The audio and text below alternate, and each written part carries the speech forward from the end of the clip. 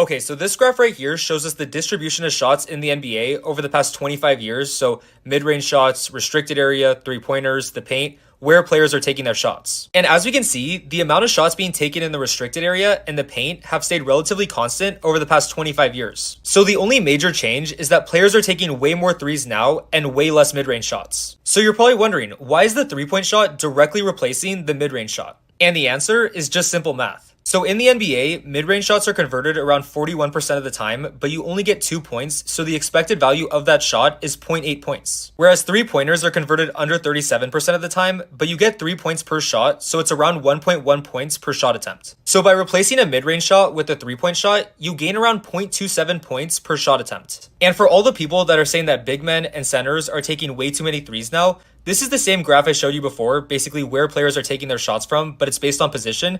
And as we can see, players are taking the same amount of shots from the restricted area and the paint. That's very constant. The only thing that's changed is that players are taking way less shots from the mid-range and way more from three. Every single position is just replacing mid-range shots with three-point shots. So for all the people that are hating on NBA players for taking too many threes, you're absolutely wrong. Welcome to GOAT James Kingdom. Welcome. I am Ajani the Exposer, and y'all have now been exposed by the Exposer. I appreciate it.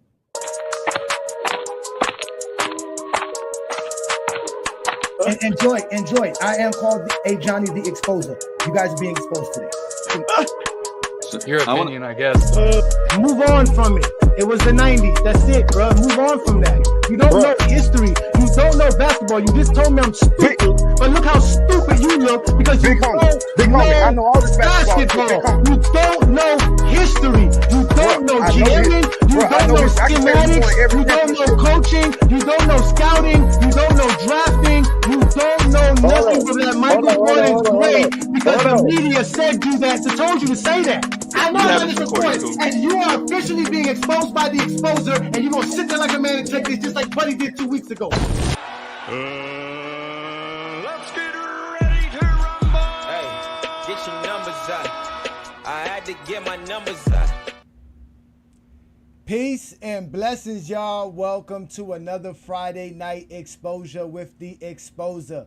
I'm your host, Ajani the Exposer, going live straight off of the GOAT James Kingdom channel on YouTube. Shout out to all of our subscribers and GOAT James Kingdom members. If you're not a subscriber, go ahead and hit that subscribe button. Don't be afraid to become a member of the channel. Hit that like button as well. We also going live on IG and also in our Facebook group. So shout out to everybody that supports us in other platforms as well. Y'all know what we do every Friday night. I bring it like none other. I'm Ajani the Exposer. I like to have fun to talk about the game of basketball. I chose a Friday night to expose people who don't know the game of basketball. So throughout the GOAT debate, we know that LeBron James has always been criticized for his mid-range shooting. So we're going to find out tonight how good LeBron James is at mid-range shooting. But before we do that again, ladies and gentlemen, we are collaborating with the FYF Sports Debate channel. So shout out to everybody who's supporting us there as well. Shout out to Lamont and the whole crew over there as we're going live on FYF. Y'all know what to do. You guys can follow us all over the place. We're going live on YouTube, Facebook, and Instagram, but we're also on Twitch. We're on Discord. We're on Twitter. We're all over social media. We are the basketball world right here, ladies and gentlemen. We talk the game of basketball. That's all we do. We don't got time for gossips. We don't got time for celebrity talk. All we got time to talk is about the game of basketball. So tonight's show, ladies and gentlemen, again, it is going to be about LeBron James, whether or not he's a good mid-range shooter or not. We're going to discuss that. We're going to find out, why do Jesse Jeffries love mid-range shooting? That's a very, very important question. So shout out to everybody that's already here supporting what we're doing here on a Friday night. Again, I'm Ajani the Exposer. This is the Friday Night Exposure with the Exposer, where I come out and give you guys what I do best, which is go research the information of what we talk every day in basketball, because no matter what y'all say, the GOAT debate is the most prevalent conversation in basketball. Even in the WNBA, the GOAT debate has trickled in there as well. So we already know there's no need to run from it. We don't run from it here in GOAT James Kingdom. We come at everybody with what we know is the GOAT conversation, the GOAT debate. We have LeBron as the GOAT. We can't hide from it. But we have always been told LeBron James is a horrible mid-range shooter. Is that so? Why do Zesty Jeffries love mid-range shooting? Do they even know what is considered as a good or a bad shooting from the mid-range? They always tell you they know something. They always tell you that. And then when you ask them about it, they can't give you an answer. Well, I really didn't do my research. I didn't really think about it. But they bring it up. They bring it up all the time. And they love to lie. We know Zesty Jeffries love to lie. So we're going to see how much they lie when it comes to mid-range shooting. Because they love to talk about LeBron James and how LeBron James can't shoot the ball. So again, ladies and gentlemen, this is the GOAT James Kingdom platform. We're going live on the GOAT James Kingdom channel. Also on FYF Sports Debate right here on YouTube. Hit that like button. Hit that subscribe button. Don't be afraid to become a member of the channel. Check out all the perks that comes with becoming a member of the GOAT James Kingdom platform. Like I said, we are going live also on Instagram and also on Facebook. So we're having some fun with the whole crew of basketball fans. And I know y'all ain't got too much to do on a Friday night because it's Friday. You ain't got a job. And you ain't got shit to do. So we're going to have some fun. We're going to talk about basketball. And we want to see how many Zesty Jeffries know about basketball.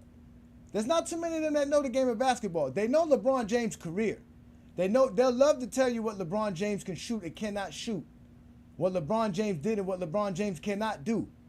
But they'll never tell you nothing else about the game of basketball.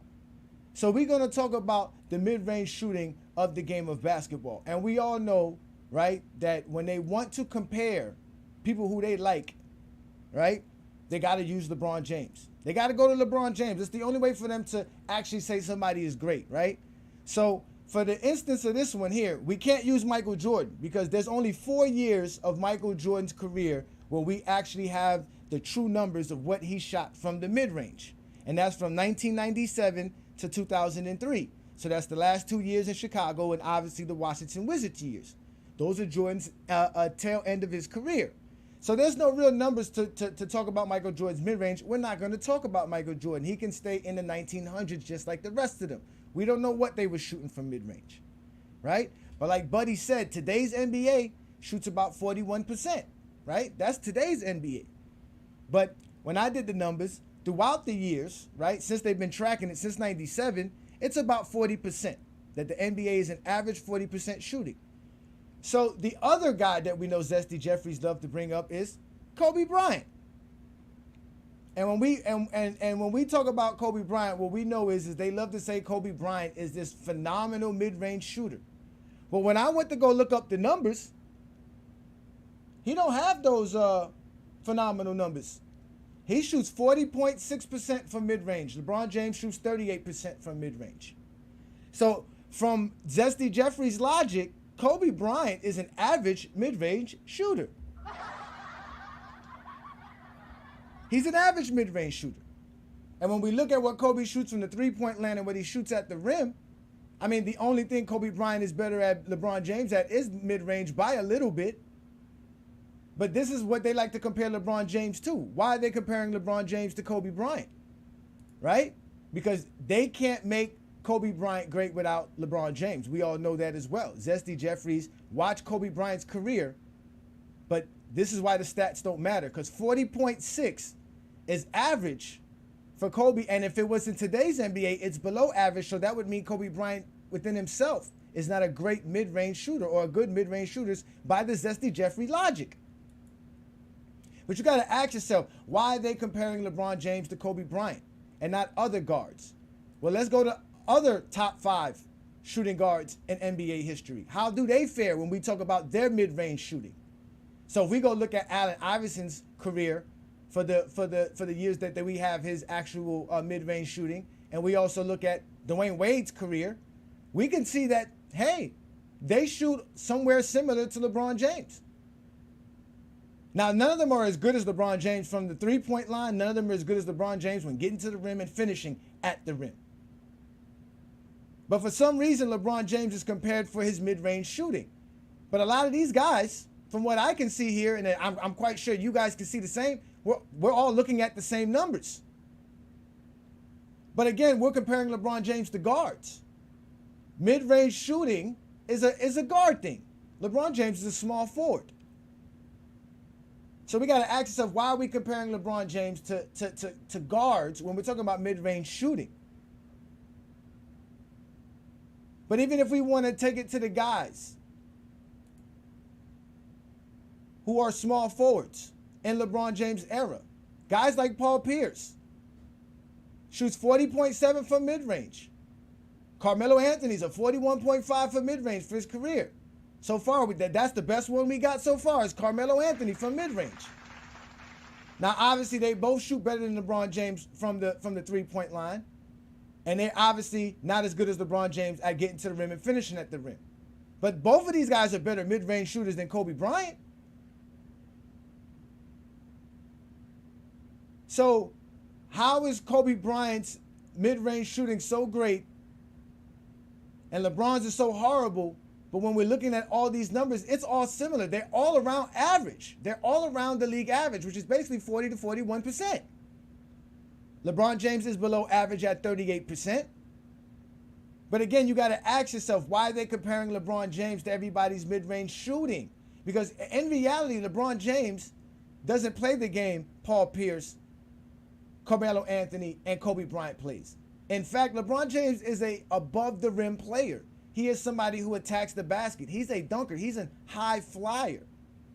So if we wanted to compare LeBron James' mid-range shooting, we should compare him to other high flyers, guys that go to the actual basket, guys that are dangerous, finishing at the rim. And these high flyers that we know from these guys right here is Tracy McGrady and Vince Carter. But look at where they shoot from the mid-range. It looks like they're about league average. Kobe's not known for his stats, let alone efficiency. But at the end of the day, these are the guys that get to the rim. When you get to the rim, like a Vince Carter, like a Tracy McGrady, like a Kobe Bryant, the mid-range game is just there to help you out. And LeBron James shoots 38% from that line, which is, like I said, 40% is the average. So yes, he's a little bit below average. Nobody's saying LeBron James is great at the mid-range shooting. But you guys would claim Kobe Bryant is great, and he's not that much better than LeBron James. So if Kobe's great, how between 40 and 38 do we get from great to horrible?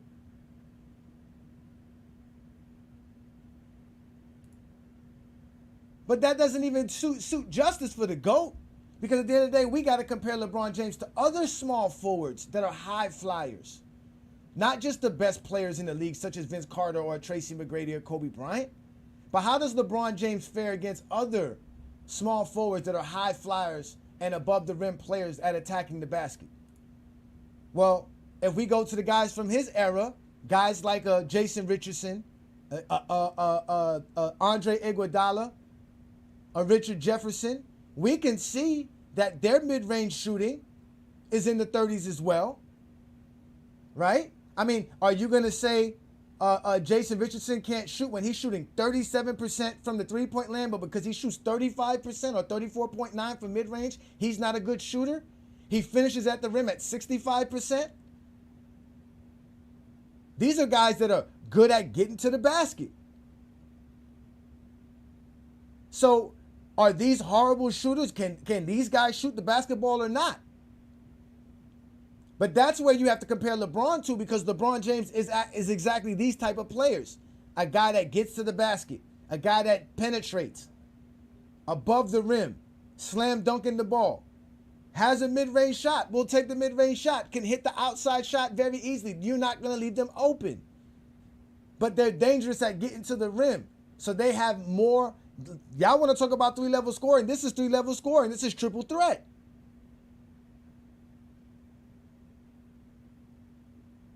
This is what the small forward position is. You want to compare LeBron James to guards, which is fine. But if you're going to compare him to guards, well, why are you not saying Dwayne Wade is a horrible shooter? He shoots under 30% from the three-point line. He shoots under 40% from mid-range. No one sits here and says Dwayne Wade can't shoot the basketball. We never hear that. right? So the question got to be asked is, like I said before, what is considered good or bad when we're talking about mid-range shooting? Because like I said, if the mid-range shooting average is 40% for the time they've been keeping it, and today's NBA is about 41%, then Kobe Bryant isn't a good mid-range shooter. He's an average mid-range shooter. And no one says Allen Iverson can't shoot. No one says Dwayne Wade can't shoot. But these are the players you want to compare LeBron James to. But when you compare him to his position, he's good at what he does. You would have to go to the 2010s to start finding some small forwards that are comparable to these guards and what you would want to say that these guys are good mid-range shooters. As you can see, Kawhi Leonard is an elite mid-range shooter. And he's also great at the three-point line. He's also great at the rim. But you got to get to the 2010s to find this. You're not going to find that with a Luol Deng, a Ron Artest. You're not going to find these guys that have those jump shots and that can do all those things when we're talking about the 2000s and the 90s and beyond. It just doesn't exist for the small forward position. It was revolutionized by LeBron James and Kevin Durant and Carmelo Anthony, so that you can get the guys like a Paul George, like a Kawhi Leonard, and all the small forwards that we see in today's NBA. But they want to say, I saw somebody the other day, somebody posted the other day, they had Kobe Bryant as a top 5 mid-range shooter of all time. He's not better than Kawhi Leonard. Shoot, he's not even better than Paul George, as you can see, from the mid-range. No one would ever call Paul George a better shooter than Kobe Bryant, right? Because we all know they like to make stuff up. They're liars. They're good for that. That's what they're good for. They're liars. So you got to ask yourself, ladies and gentlemen, is it true that LeBron James can't shoot from the mid-range? Is that really factual? Is he really bad from the mid-range? That's not what the numbers say. That's why they don't like the numbers. They know LeBron's numbers. They'll throw 38 at you, but they won't tell you nobody else's numbers. They won't bring up what's an average so that you can understand what's good, what's bad. They'll just say, oh, 38%, and compare that to somebody who's supposed to shoot 50% overall and say, well, that's got to be bad if you're shooting 38%. No, because no one says Allen Iverson or Dwayne Wade can't shoot because they shoot in the 30s in mid-range shooting.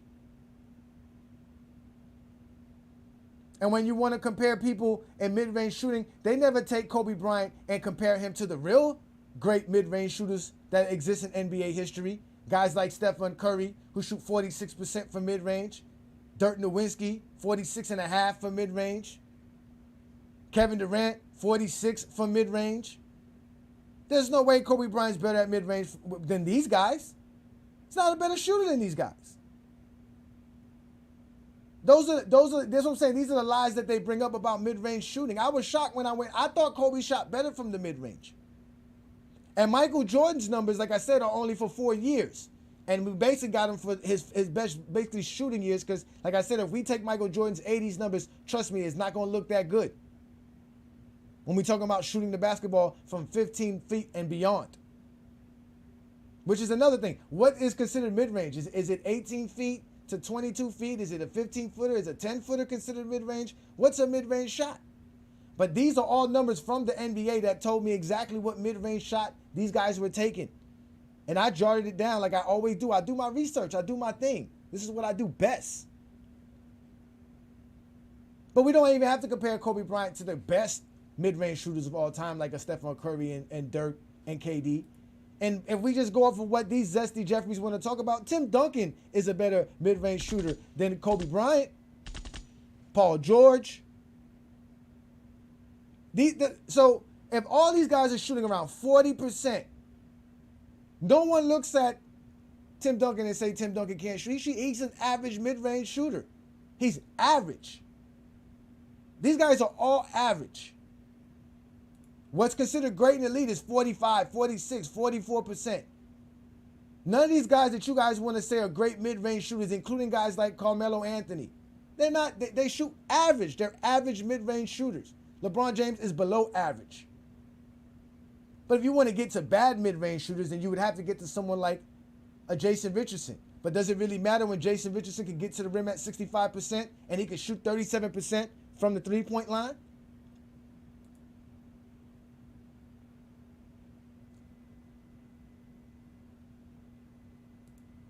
Shout out to you, Sturdy. Peace and blessings, brother. Yes. For me, I thought mid-range was between 10 feet and 16 feet. But when I went to look it up, it stated it was between the top of the key and the three-point line, which is basically a 18-footer to a 24-footer or 23.9, which is where the three-point line is. So I don't know. Is shooting a free throw jump shot considered mid-range? Shooting the elbow shot, is that considered mid-range? Because that's a 15-footer. Well, that's the problem. It does matter because they like to measure people shooting. Aaron, they like to say they think by shooting a 20-foot contested fadeaway, you're a better basketball player. The same way they think playing one-on-one makes you a better basketball player.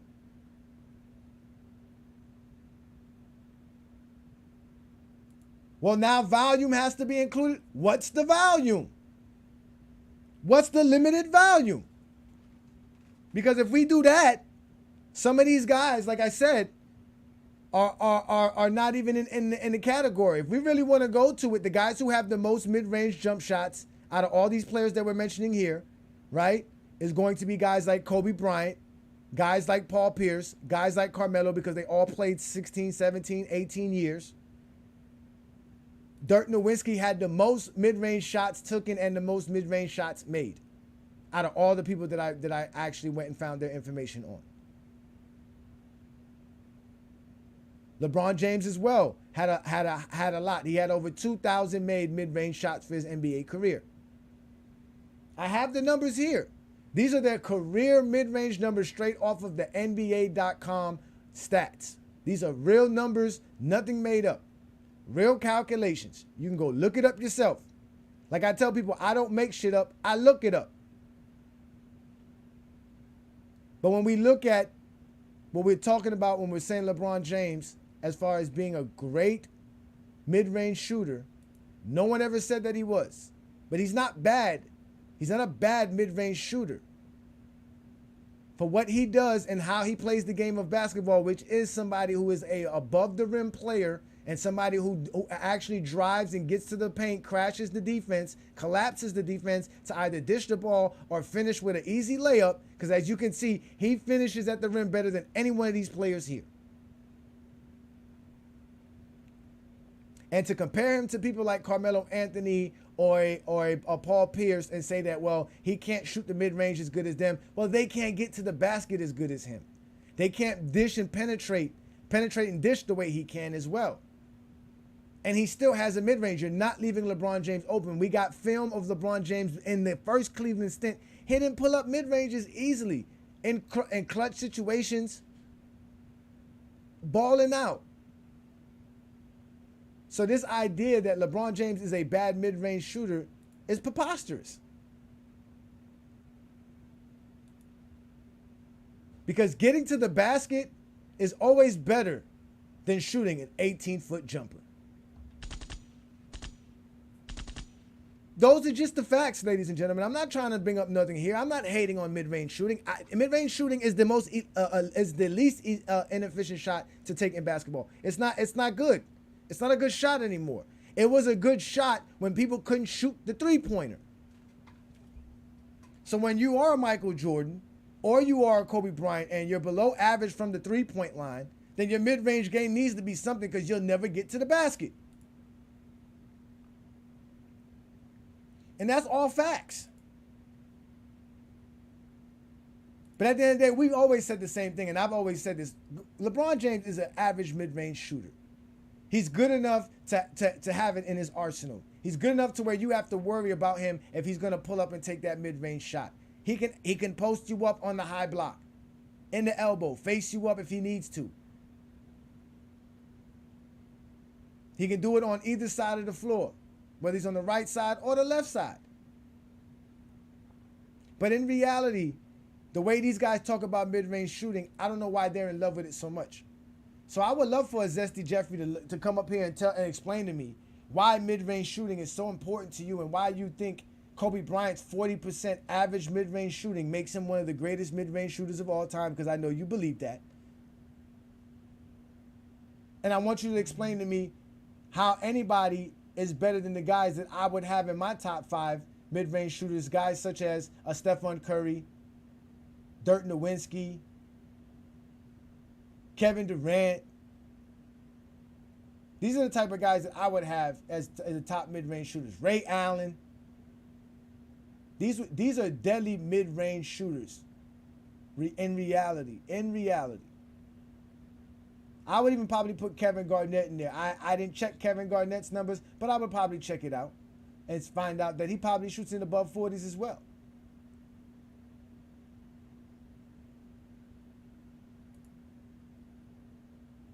Yeah, LeBron shot 49% from mid-range in 2018 on over 100 attempts in the playoffs. The man could shoot. He's not a bad shooter at all. As you can see, he can shoot the basketball. Shout out to you. Thank you, FDB, for that one. He said mid-range is just short of a three-pointer all the way down to just short of posting up. That's wide range. LeBron is the GOAT. One-on-one is not NBA ball. Facts, and thus has no bearings on anything. Exactly. Facts on that one. Great take by you. Great super chat. Thank you for that one. I appreciate that. But they don't understand the game of basketball. Shout out to you, Peter. Peter says here he's 36.5 from 10 to 16 according to Basketball Reference. Yeah, but is 10 to 16 considered mid-range?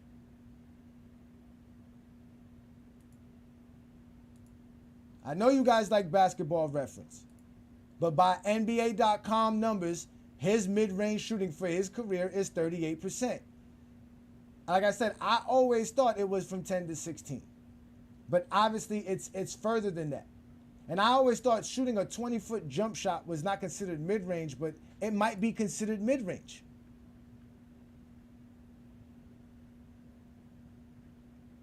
So at the end of the day, what do you consider being a good mid-range shooter? Because if Kobe Bryant is considered elite or great at mid-range shooting and his average is 40% for his career, there's no way you're going to tell me that LeBron James at 38% is horrible. Rip Hamilton as well is another guy that's an elite mid-range shooter. I probably would think it would be up somewhere above the 40s, somewhere around 45% as well. I don't think I would find anybody that is going to be better than these guys here. I think 46 is probably going to be the highest around this area, especially depending on the volume, right? But we're talking about, again, I'm showing you guys that you guys would call elite scorers or elite shooters. Even guys like Tracy McGrady is a 40% mid-range shooter. It's surprising that both of them, Vince Carter and Tracy McGrady, are both below average when it talks about getting to the rim and finishing at the rim.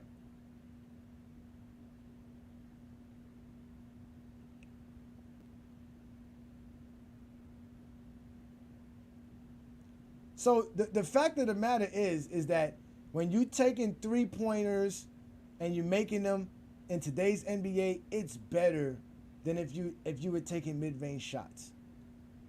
Kobe Bryant's 40% mid-range shooting is not better than LeBron James' 34.8 three-point shooting. If LeBron James and Kobe Bryant took 100 shots each at those particular areas, LeBron James would outscore him easily. That's what the guy was saying in the intro. And if you didn't get a chance to see the intro, let me go ahead and show you guys what we're talking about and why we're trying to explain to you the mid-range shot is not that important in basketball anymore, and why the three-pointer is more important, and why you should have a three-pointer in your game. Okay, so this graph right here shows us the distribution of shots in the NBA over the past 25 years. So mid-range shots, restricted area, three-pointers, the paint, where players are taking their shots. And as we can see, the amount of shots being taken in the restricted area and the paint have stayed relatively constant over the past 25 years. So the only major change is that players are taking way more threes now and way less mid-range shots. So you're probably wondering, why is the three-point shot directly replacing the mid-range shot? And the answer is just simple math. So in the NBA, mid-range shots are converted around 41% of the time, but you only get 2 points, so the expected value of that shot is 0.8 points. Whereas three-pointers are converted under 37% of the time, but you get 3 points per shot, so it's around 1.1 points per shot attempt. So by replacing a mid-range shot with a three-point shot, you gain around 0.27 points per shot attempt. And for all the people that are saying that big men and centers are taking way too many threes now, this is the same graph I showed you before, basically where players are taking their shots from, but it's based on position. And as we can see, players are taking the same amount of shots from the restricted area and the paint. That's very constant. The only thing that's changed is that players are taking way less shots from the mid-range and way more from three. Every single position is just replacing mid-range shots with three-point shots. So for all the people that are hating on NBA players for taking too many threes, you're absolutely wrong. So he explained it simple and plain. By the ratio, if we do it by like they love to do per 100 possession by rating, the NBA three-point shot today is a 20-point difference compared to shooting a bunch of mid-range shots. So that's why today's NBA is either you get to the basket or you shoot a three-pointer. And because shooting a three-pointer at an average is better than anything else other than getting to the rim. Only the at the rim shot is a more efficient shot than a three-pointer in today's NBA. Now, back in the days, it wasn't like that because a lot of guys couldn't shoot the three-pointer. So when everybody else was shooting three-pointers in the low 30s and below 30, then the mid-range shot was very important because that was the next level. Because if you couldn't get to the rim, you couldn't get to the basket, you were obsolete. So having a mid-range game in the 1900s was very, very important, especially before the flagrant foul era. Especially back in the days when the big man could control the paint. If you were a guard, all you had to do was sit out in the paint. Sit out in the perimeter, because that was your job.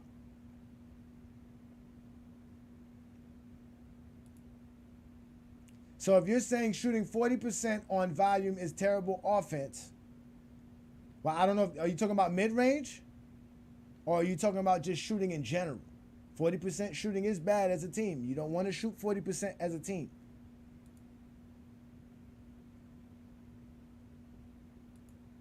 Shout out to Peter. He's out here doing his research. DeMar DeRozan is 45% from 10 to 15, 40 from 16 to 23. More than likely, he's somewhere in between that if you take his mid-range shooting. So he would be another guy that you would consider as a good mid-range shooter. Like I said, you shoot above 42, 43%, you're going to be considered good. Again, you guys considered Kobe Bryant to be an elite mid-range shooter, but yet he shoots in the 40.6. If you want to round it up to 41%, we can round it up to 41% for the sake of the talk, of the conversation.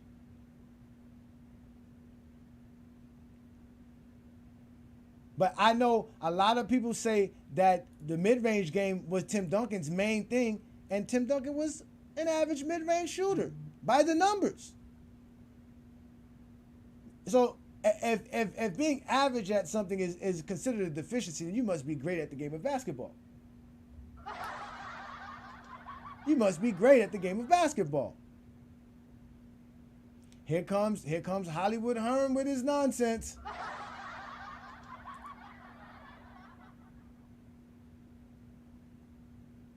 It's real simple. Like I said, it's real simple, man. It's really simple mathematics. It's not that hard. You guys don't like to count. That's why you need my help. That's why I'm here for you. You have now been exposed by the exposer. This is my job. You got proof. What proof do you got, Herm? Do you got the numbers? You don't got the numbers, Herm. You're going to bring up film? What film?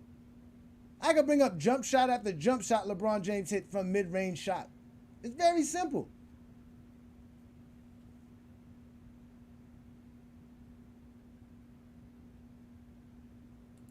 It's very simple. Thank you, Tiffany. That's the exact point. Is that the average shooter from mid-range, from LeBron James' position and play style, It's probably 38%. Like I said, what y'all think Luol Deng shoots? What do y'all think Lamar Odom shoots for mid-range? What do you think Caron Butler shoot for mid-range? These are all the guys that were in the league when LeBron James entered the NBA. All the small forwards. Ron Artest, what do you think Ron Artest shoots from mid-range?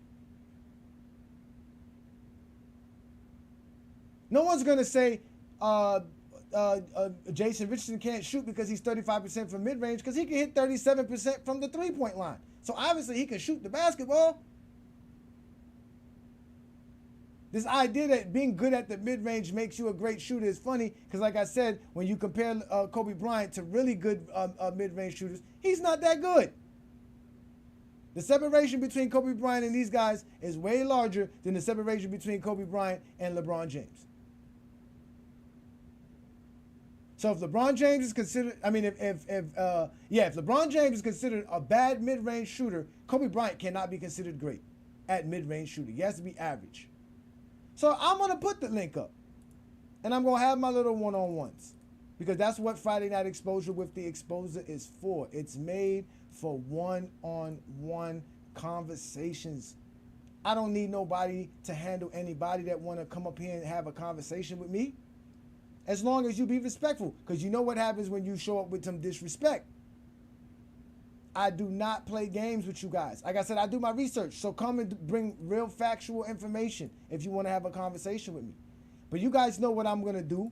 I'm going to let somebody up. I'm going to let them explain to us if LeBron James is good at mid-range shooting or not. And obviously we got our first individual as usual. Shout out to Herm. Let me bring up Herm. He's always in the building doing his thing. What's going on, my brother? Nothing much, man. Just enjoying another Friday night, man. Having a blast on a Friday night on the GOAT James Kingdom platform. Shout out to you and the FYF folks. What's good, brother? What you got for me today?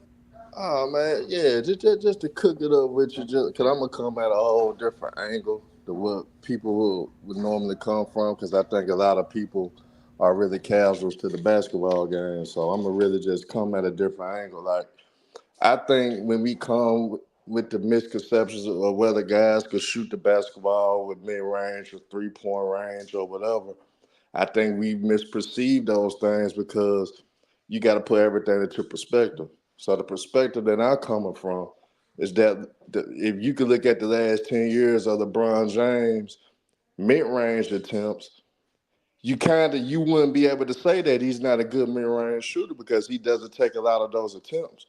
So, end of the day, if you look at the last 10 years, he averaged about it was 3.4 mid-range attempts a game for the last 10 years. That's not really a lot that you could build off of to determine whether he could shoot the mid-range this late in his career or the last 10 years of career or not.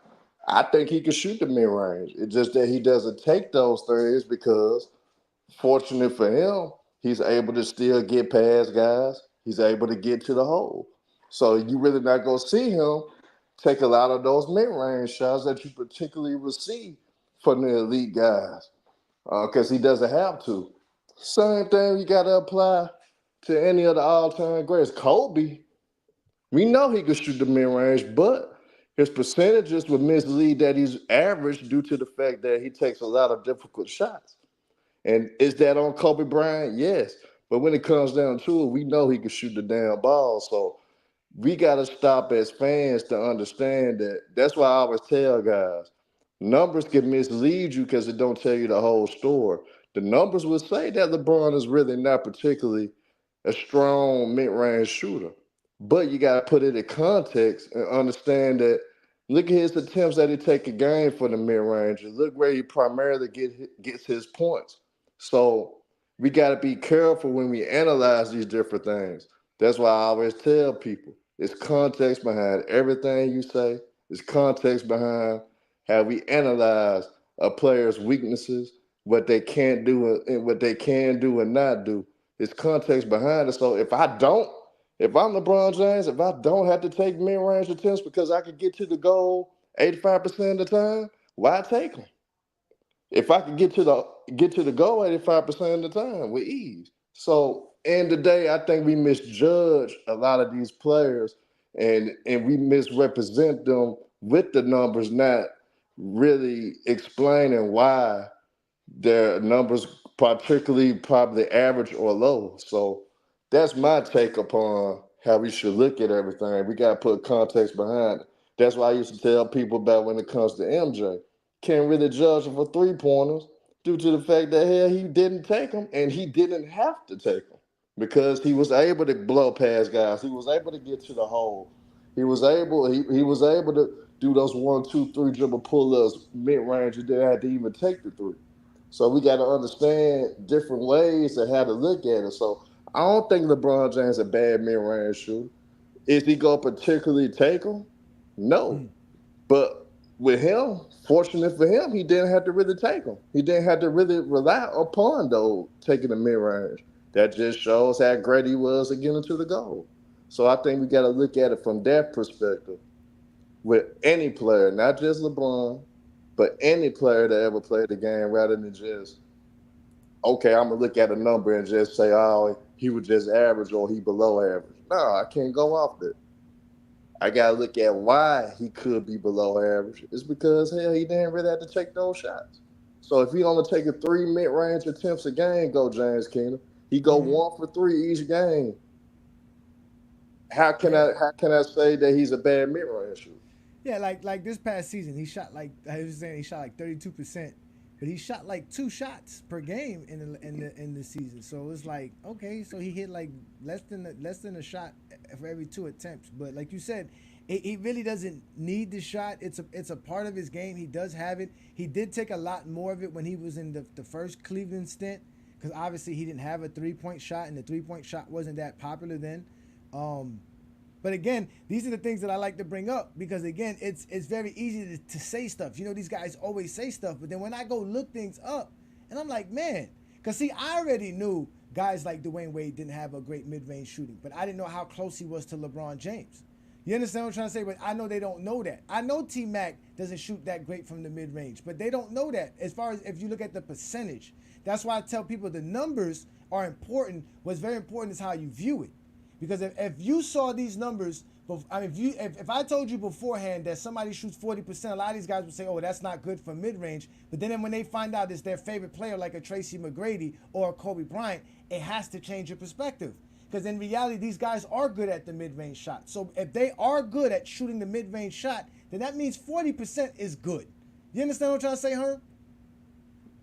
Well, most definitely. So nobody's calling Kobe Bryant an average mid-range shooter, but if you want to say because the league average is 41% or 40% while Kobe was playing, then that means he's average. That's your problem. Like, you don't want to have a problem. He's a good shooter. 40% is good, but they have to do that because, again, they don't know nobody else's numbers but LeBron.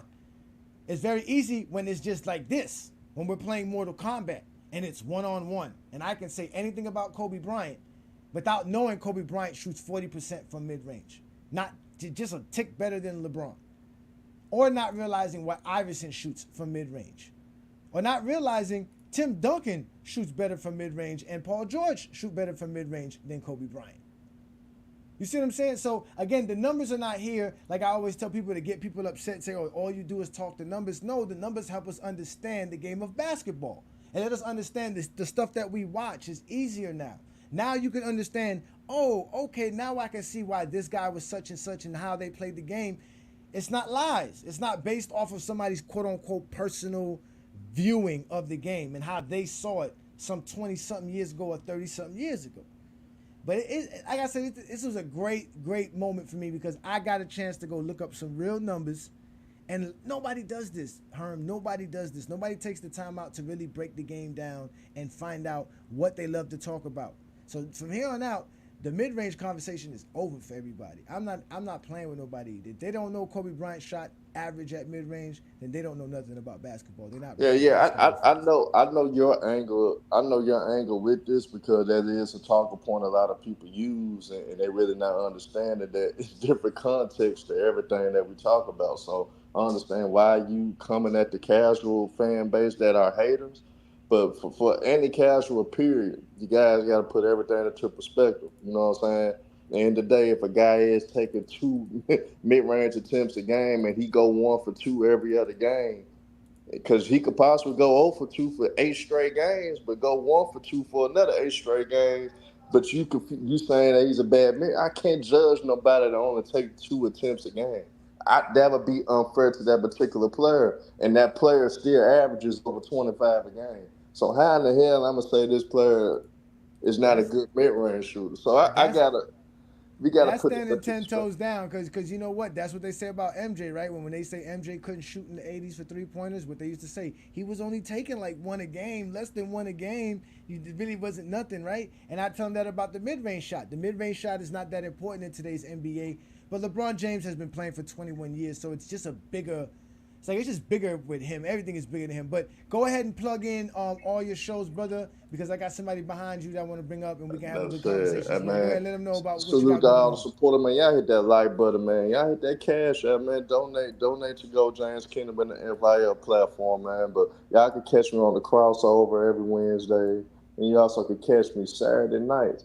You know, 94 feet boys, man, full court press, man. So y'all can tune in every Saturday as well. We getting that going. I've been having to make a few adjustments. A lot of different things been going on, but we gonna get it going, man. But y'all support Go James Kingdom, man. Great platform. I love the angles that he takes. And I love his point of view. So, man, y'all support the brother, man. Shout out to Go James Kingdom. Keep cooking, my brother. Salute to everybody, man. I appreciate that, Herm. Thank you so much, brother. Y'all know that's Hollywood Herm. Y'all know where to find him. We always do what we do best here. This is the GOAT James Kingdom platform. We are in collaboration with FYF because he knows, Lamont knows what we do over here. He knows what's up on a Friday night. The exposer comes to expose. And tonight we're talking mid-range shooting. And we're showing how LeBron James is an average mid-range shooter. He's not bad at the shooting the game when it comes to mid-range shooting. So we're going to bring up Peter here because Peter got some good information. What up, Peter? Thank you for joining me. I see you sent me a link. Let me go see what you got. I'm listening. What you got for me? Yeah. What's up, Ajani? Great discussion, man. The link I sent you was Jordan's numbers for the 91-92 season. Somebody took the liberty of watching the games, 55 game sample, regular season, 22 games in the playoffs. And he got the shot charts for 10 to 16 and 16 to 23. And then I got another one too for 90, 91, and 92. I'm going to send that. But anyway, yeah, LeBron James, by no means, no stretch of the imagination, is a bad mid-range shooter. Not at all. Coincidentally, Wade shoots the exact same percentages for his career: 38 from 10 to 16, and 38 from 16 to 23. On a little bit more volume than LeBron, though. A little bit more volume, not anything tremendous.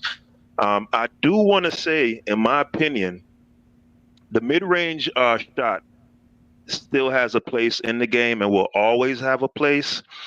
The place I think it has in today's game is it opens up both areas of the floor. So if you're a proficient mid-range shooter, which is difficult to be, right? It's, as you can see by the percentages, it's one of the toughest shots to really be proficient at, especially on volume. But it opens up the rim, right? The drive to the rim, and it opens up the three if you're good at it. Whereas if you're good at 3-point shooting, typically if you pump fake on a 3-point shot, more than likely you're not going to get all the way to the rim because it's just the rotation is going to beat you there. So typically a pump fake on a 3-point shot is going to lead to either more than likely a kick out for a three, or if the defense collapses, you hit a cutter or something you could do that.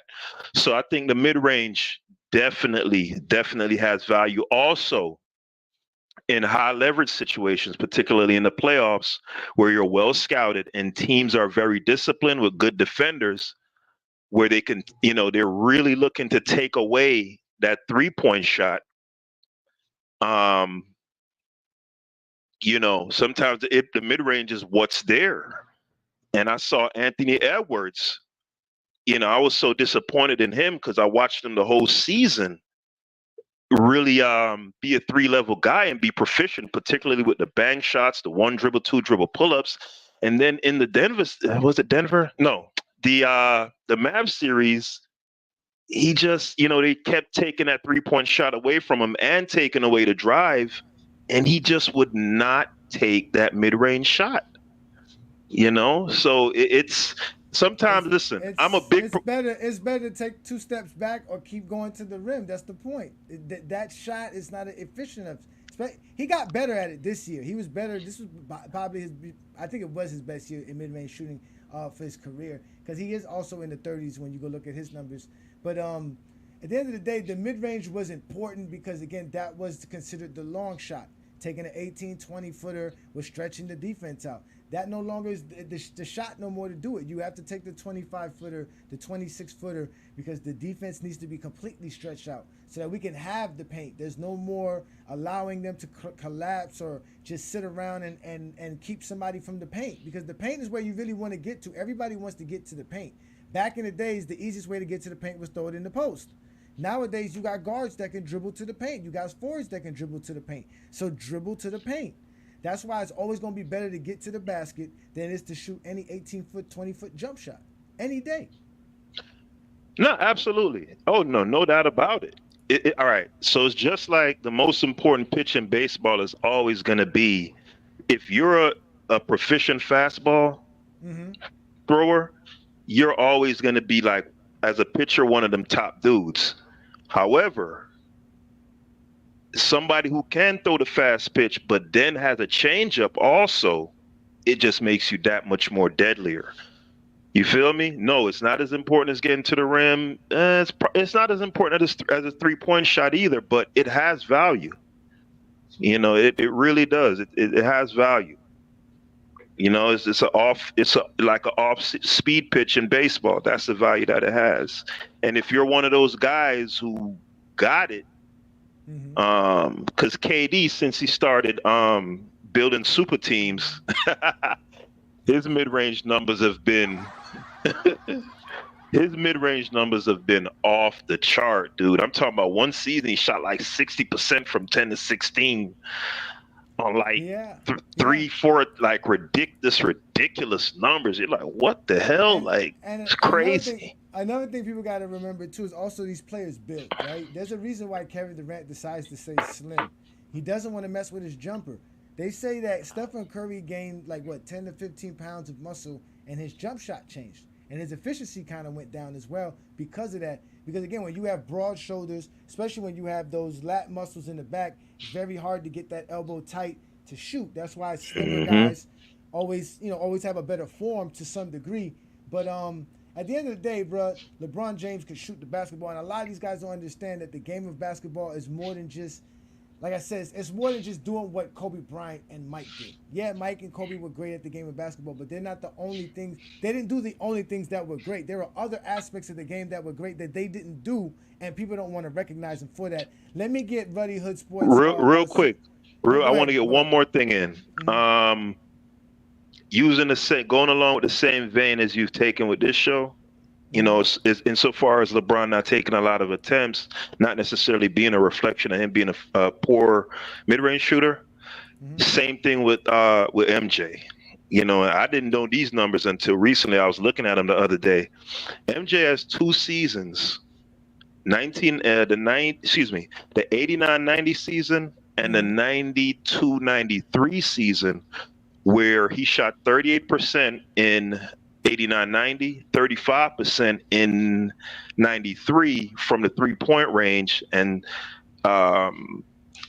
coincidentally, those were the only 2 seasons before the shortened line where he shot more than 2 attempts. He shot 3 attempts per in both those years and shot 38 and 35% respectively. So Michael Jordan was never a bad 3-point shooter. And I have all the confidence in the world. If we going by the numbers there, Johnny, if he decided, if he were to take on today's mentality and let's say take 5 threes a game, that's not a lot. Just 5. He's shooting 35% or better. Thanks for the That's time. hilarious. Yeah, that's hilarious. So shout out to you, man. I got those numbers that you sent as well, man. I appreciate you. I'm gonna go look up that information. I do see this the chart sheet. Again, you guys hate to really bring up facts, but yeah, he has those 2 seasons. But there's the other 3 top 5 seasons was under 30%. So you guys can't say Jordan would be a great shooter from the 3-pointer because you want to use 2. That's like me taking LeBron James' 2 best mid-range seasons and saying, well, he would be great if he decided to shoot the mid-range like this. Nah, it is what it is. Jordan is an average mid-range shooter. We already told you guys this. It's simple and plain. He's an average mid-range shooter. I mean, a 3-point shooter. He's average at it. He shoots 32.7% with the short line added. If you take away all of the short line that Jordan ever shot, right, and you add his playoff and his regular season numbers, it's the same thing. It's 32.7. So Jordan's about 32, 33% shooter. That's not bad. 3 out of every 10 3-pointers is not bad. Like, I'll take that from MJ. If he took 10 3-pointers and he made 3, okay, that's fine. Because, again, Michael Jordan's game was never predicated on him shooting the basketball. We keep telling y'all that. Nobody bought a pair of Michael Jordans thinking that they were going to be a better shooter. They did think they were going to dunk, though. They did think they were going to dunk. So I'm going to put the link up so we can keep having this conversation. Again, we are talking about mid-range shooting. We're talking about whether or not LeBron James is a good mid-range shooter, whether you know what a good mid-range shooter is, and if you really have the capacity to talk the game enough to explain it. Because you guys don't know what is considered good or great. You guys just predicate everything on the names of a player. Stats don't matter. For Kobe Bryant fans, stats don't never matter. Ladies and gentlemen, the stats don't never matter because if we went off the stats, Kobe Bryant is not a better mid-range shooter than Tim Duncan.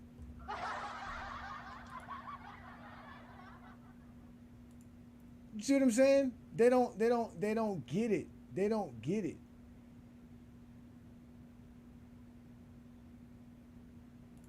Yes, ladies and gentlemen, Dart and I are still going to have that debate. We just got to negotiate a time frame. He doesn't want to open up a Sunday afternoon for me to expose that whole panel. They don't want no trouble with Ajani, man. I got a whole list of people, man. I got a whole list of people that I'm coming for. If you're on that list, be proud. Be proud. Because that means you caught my radar. If you caught my radar, that means you out here doing something as a content creator. I tell you that much. And I'm always listening. I got spies. I got like 4 phones, 6 tablets, 22 laptops, a partridge in a pear tree. Y'all don't know who y'all playing with. But again, we talking mid-range shooting. And I just want to know why y'all always bring up stuff about people who shoot or people who could do stuff, but y'all never know the numbers. Y'all never could break things down for me to understand it. Shout out to everybody that's also watching me right here live on the GOAT James Kingdom channel for the Friday Night Exposure with the Exposer on IG. Shout out to all the IG folks, man. We are definitely doing big things on IG. Shout out to everybody who supports us there as well. Shout out to everybody as well on Facebook, because y'all know on Facebook, we have over 100,000 members in our Facebook group. So we're going to keep doing big things here because we only want to talk the game of basketball. Right? Here we go. Here we go. LeBron James is garbage mid-range shooter. Yep.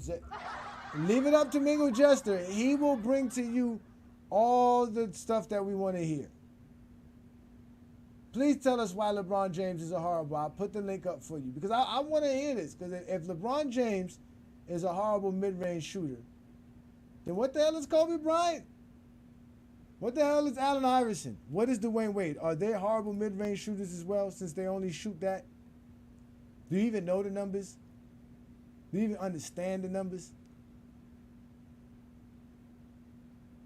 I know you don't care because the numbers don't mean nothing to actual Kobe Bryant fans. I wish that I could just make up whatever I want about LeBron James.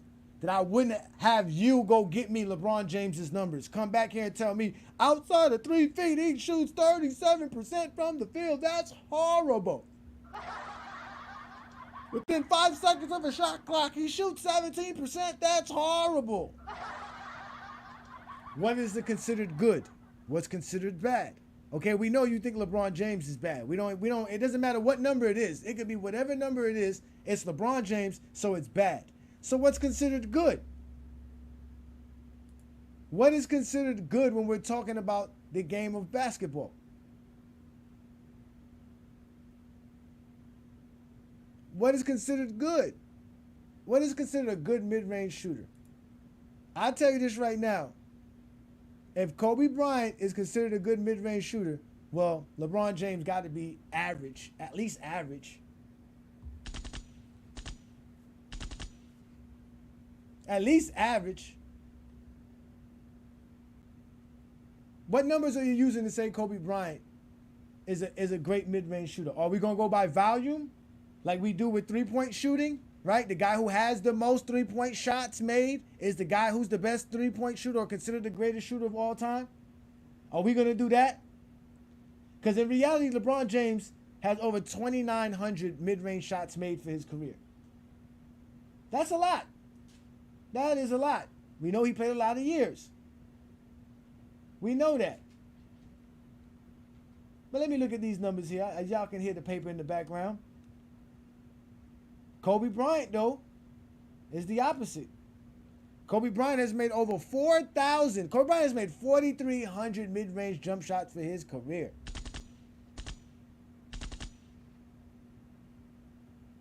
That's only second to Dirk Nowitzki on my list. Guys like Carmelo Anthony. Carmelo Anthony's made 3,700 mid-range jump shots for his career. That's what he made for his career. He's made that many shots. Paul Pierce has made 2,500. So he shot less than LeBron James, but made him at a more efficient rate. I mean, these are simple mathematics here. Really want to go to it. Dirk Nowitzki took 12,000 mid-range jump shots, and he's made over 5,600 mid-range jump shots for his NBA career. If you're going to talk about being an elite mid-range shooter, it's Dirk Nowitzki. It's definitely Dirk. Kevin Durant got 3,200 mid-range jump shots made for his career. Sadly, Stephen Curry only got 2,100 jump shots made for his career as far as mid-range. But again, why are we comparing people like Kobe Bryant to guys like a Stephen Curry and them? We already know those are great shooters. You have to compare Kobe Bryant to guys like this. These are the guys that were in Kobe Bryant's era. Guys that are similar to what Kobe Bryant did. Guys like a Carmelo Anthony and a Paul Pierce are very similar to what Kobe Bryant did. Kobe Bryant was an above-the-rim player as well.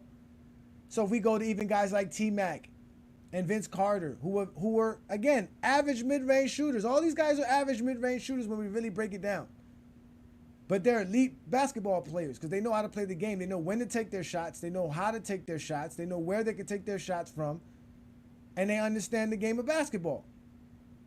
Trust me, you can't play in the NBA if you can't play the game of basketball. This whole idea that you can play one-on-one and win the game of basketball is not the truth. Even if we take it to the guys that are in the game today, only guys like Kawhi Leonard you could say is elite when we really talk about it. Paul George is an average mid-range shooter as well. We know this already. I know people think Tim Duncan's a great mid-range shooter, but he shot 40%, 41% for his career. These are real numbers. These are real numbers. But when we want to talk about what LeBron James can shoot, we got to compare LeBron James to who he is. He's a small forward that plays above the rim and attacks the basket like these dudes right here. And no one's going to sit here and tell me Jason Richardson can't shoot the ball because he shoots 35% from mid-range, although he shoots 37% from the three-point line. And we know Richardson was shooting three-pointers.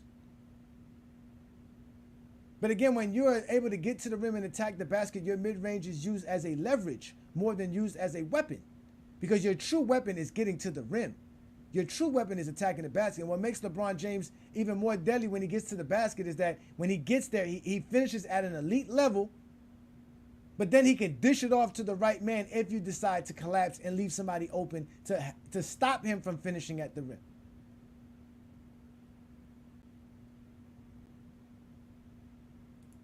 Yeah, nobody's going to catch Stephen Curry and hitting three-pointers at all. I don't think, well, maybe. If they add a four-pointer, it'll stay intact. Because guys be shooting.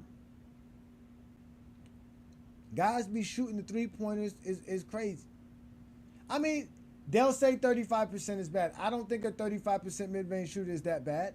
But it's not great. I wouldn't want him taking a bunch of mid-range jump shots. I would rather Jason Richardson attacking the basket. He finishes at 65% there. If he can get to the rim, forget about it. That's good. If not, stay there for the three. We can hit it. Why is this so sad, Mingo Jester? Is this sad because you never knew Kobe Bryant didn't shoot mid-range jump shots better than Tim Duncan or Paul George? Is this sad to you? That Paul Pierce and Carmelo Anthony are better mid-range shooters than Kobe Bryant? Is this why this is sad to you? Because obviously Stephen Curry, Dirk Nowitzki, and Kevin Durant are way better mid-range shooters than Kobe Bryant by far. But it's fine because like we told you, when we compare Kobe Bryant to the top 5 shooting guards of all time, he's right there. And don't sleep. Michael Jordan shoots 44% from mid-range for the 4 years he got. If we counted all of Michael Jordan's career, he'll be somewhere around Kobe Bryant's 40% as well. Those are the facts. I just saw the chart that Peter gave me, right? And I'm about to bring you up here, Aaron. But I saw the charts that Peter gave me. And again, it doesn't break down it the way the NBA does. It charted some stuff. There's some shots in there that's probably not mid-range shots or should be considered mid-range shots. But obviously we know Michael Jordan had a great field goal percentage in 91 and in 92. I think those were his last 2 years shooting at 50%. Shout out to you, Aaron. Thank you for joining me, a GOAT James Kingdom member. Appreciate that, my friend. What do you got for me on today's discussion as far as mid-range shooting? Hey, what's up, my bro? Not much, man. No, I was just gonna say, how you call it? The only reason that Jordan fans bring up mid-range is because that's the only way to argue or try to depict who's a better shooter. Because they know driving to the basket, LeBron James is a far way better driver than Jordan, and he's a far better three-point shooter than Jordan too. You know, the NBA top 10, the NBA's all-time leading list shows the top 250 best NBA shooters, and Jordan's not even on the list. On top of that, he holds the record with Detlef Shrimp as the worst three-point contest performer ever, right? So that's the reason why they only bring up mid-range shots, because that's the only way that they can depict that Jordan's better at shooting. But Jordan's so trash at 3 points that he even went to a school to teach kids how to play, and he shot an air ball. So that's crazy that these dudes try to bash LeBron every chance they get, and now they're butthurt because they have no argument for us, bro. Like, you know what I'm saying? That's crazy, bro. And they get to make it up because there's no real way to determine how good Jordan was. We could just show the highlights and say that he was dominant because that's where he lived at. Because they only watched the last end of Jordan's career. They watched the last, so they don't really know Jordan's career like that. So to them, they think Jordan was shooting like that from the beginning, which is always false. For real, bro. That's crazy. That's crazy. That shit is mind blowing to me, dude. Yeah, man. That's why I call them. That's why I call them highlight babies, bro. For real. I call them they're totally defeated, bro. Like, for real, bro. Yo, Michelle on Facebook, she's defeated, dude. She's defeated, Michelle, bro. They love for attention. I don't pay them no mind on Facebook because I don't got time to argue with you and read your comments and for you to ignore what I said and act like you didn't read exactly. What I said. Yep, for real. And for you to claim that you didn't say what you said and knowing that you said it, they're just a bunch of liars. But it's crazy, bro. They're horrible. They're horrible individuals, man. It hurts because, again, we just want to talk the game of basketball, but we can't because every time we try to talk the game, they want to bring up a lie. Now the big thing, for real, bro. They saw the P. Diddy thing is not working because obviously they regurgitated that AI photo and little clip of LeBron in the maid suit. Now that's not enough because obviously there's no evidence. Nothing's coming out on P. Diddy, right? We're not going to know nothing about P. Diddy because he has too many big time celebrities for them to expose any of them in the first place. Then on top of that, now they want to talk about one-on-one scoring and why LeBron doesn't want to play one-on-one. because he doesn't need to play one on one. He's 39 years old. Why am I sitting That's on not here NBA playing one on? basketball though. You know, That's but why not am I NBA playing? basketball. He played one on one. He's done it before. You don't think LeBron James ever played? Yes, LeBron James has played one on one, but Yeah, it's and just not for not nothing. Like, it's just not something that he rather do right now. He's not gonna take his time to do that. Like I'm not gonna play extra effort. I put enough into the game. I'm not doing an extra.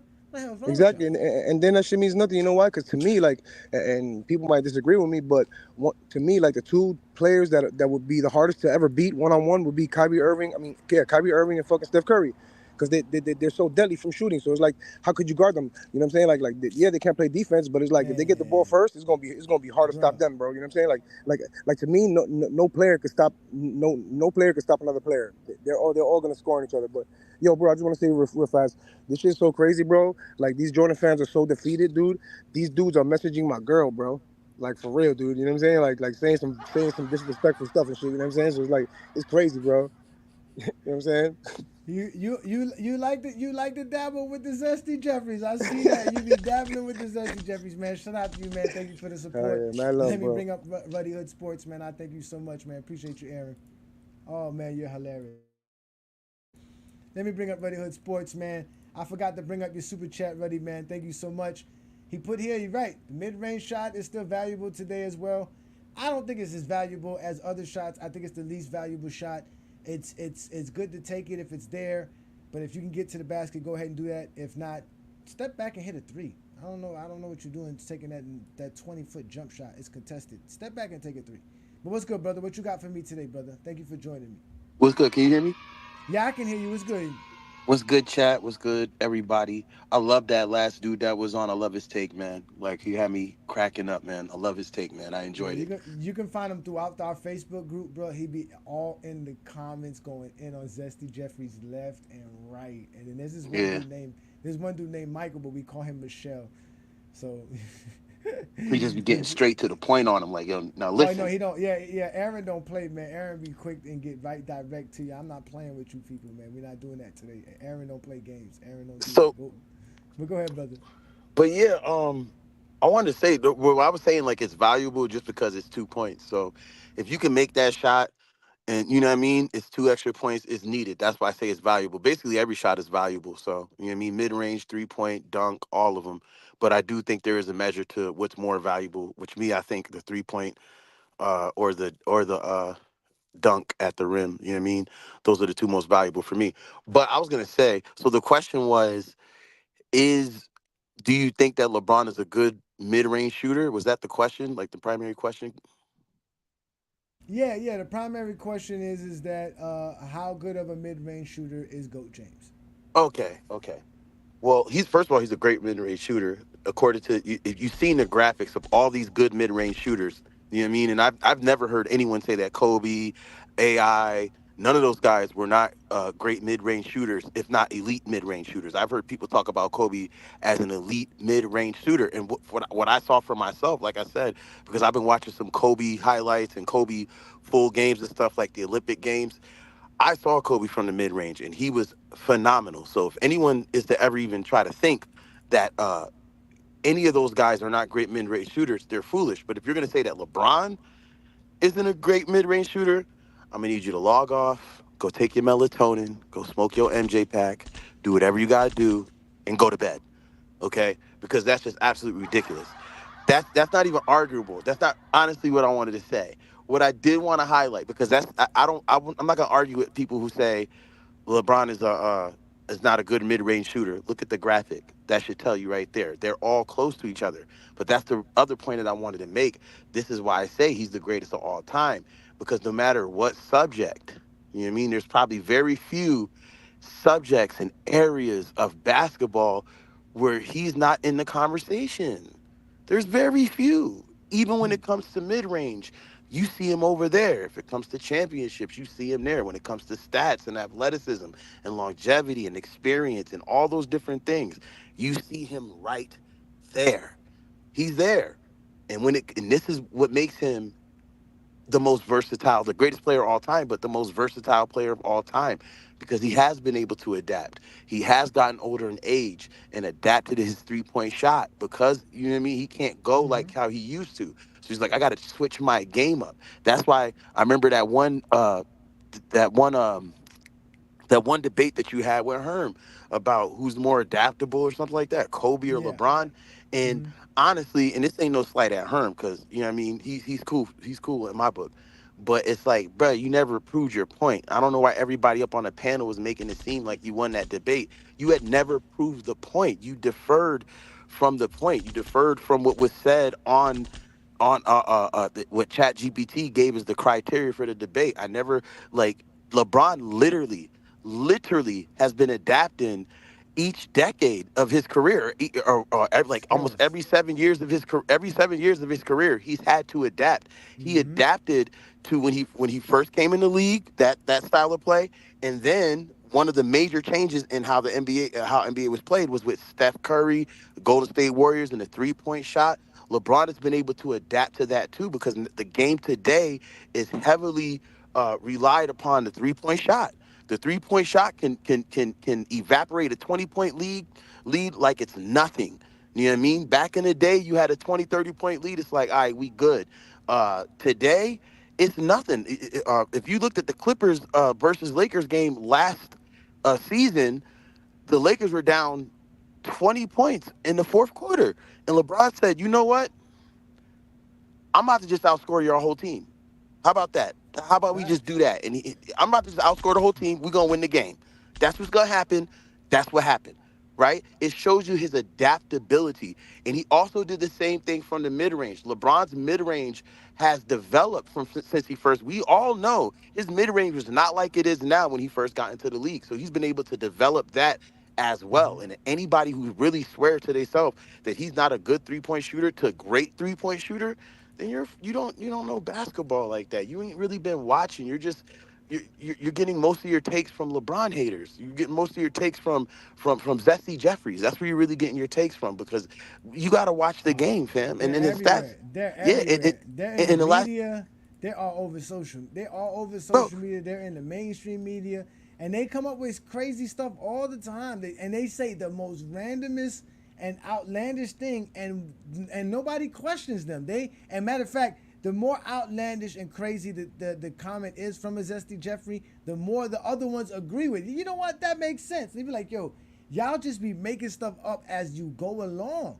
Because like I said, it's very easy to say, okay, LeBron's 38% is horrible when you don't know what's horrible from mid-range. Same thing with the 17% from the 5-second shots. You don't know what's horrible. You don't know what the average is from that particular shot, that particular circumstance. You only know LeBron shoots that. So it's bad. And you know the idea of shooting 17% must be bad because it's 17%. But it's in the context, that's like saying somebody who shoots 37% from three-point land is a bad shooter because you want to compare it to how somebody shoots a mid-range shot or how somebody shoots an actual layup. You can't do that. You see what I'm trying to say? There's different context to it. You can't say somebody who shoots 58% from layups is a great shooter when the average guy who gets the layup it shoots 62, 63%. yeah. So you know what I mean? Like that's the issue. They like to use the numbers against LeBron, but when the numbers favor LeBron, it doesn't matter anymore. Now those numbers don't matter, and they get the luxury to make numbers up. They get the luxury to do it because I guarantee you, none of them thought Kobe Bryant shot 40% from mid range. I guarantee you nobody. Because even I didn't think that. I was surprised. I had to do my numbers 4 separate times. I was You like, was "There's no surprised way." because it was like, were you surprised because it was too low or too high? Yeah, I thought he was more like around 42%. Yeah, I thought it was a little bit exactly. more like 42%, Be- which would be be- considered because good.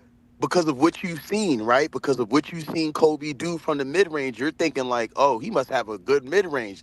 Then when you find out He the does though, numbers, like you said, he does though, because he does. exactly. Forty That's what I'm percent saying. means 40% is good. It's Exactly. good. These guys are all good at mid range shooting.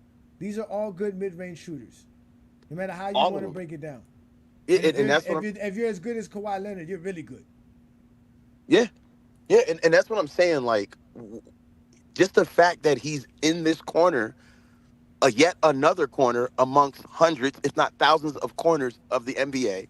He's also in this corner to where it's like we could compare him to the best of the best mid-range shooters, 38% to 40%. Well, my mama, because my mother taught me. We was homeschooled growing up. My mama taught me that after 5, you round to 10.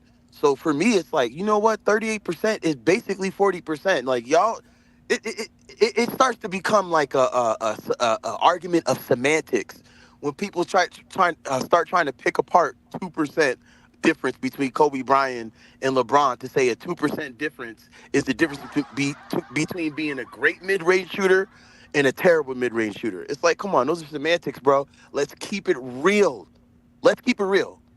LeBron is not only a great mid-range shooter, he's one of the greatest mid-range shooters there is. According to the numbers, he is. It's those are just facts. You feel me? Yeah. But we might tend to overlook LeBron's mid-range shooting because of all the different things that he can do on that basketball court. But that's all I had to say. I got you. Listen, I wouldn't say as far as being great, but obviously he's good at it. He's efficient enough to where, again, he's making 4 out of 10. Making 4 out of 10. You can't expect anything better than that. You can't expect him to shoot 5 out of 10. It's not that. It's not how that works. So I appreciate you, man. Thank you, Ready Hood Sports, man. Y'all make sure to support the brother. Follow his channel. You're right, Yes, Tiffany. sir. Mid-range shooting would be under 36%. I would say that. Yeah, I would say that. I would say Jason Richardson is not an efficient mid-range shooter. I would rather him take that three-point shot, right? Take that step back, or get past your man and get the shot into the paint. Shout out to you, Pete. I still see you here. He said that's not the best of the best. Curry, Dirk, Bird, Jordan, Durant. Well, we don't have Bird and Jordan's numbers, and Jordan's definitely not there. I can guarantee you he's not there. I can guarantee you Jordan's not there. Because again, if Kobe Bryant shoots 40%, Jordan is not shooting that much better from mid-range. That is a fact. That I listen, I wouldn't be surprised if Jordan mid-range shooting is somewhere around Dwayne Wade's and Allen Iverson's. I'm not gonna lie to you. I wouldn't be surprised if it is that way. I would not be surprised.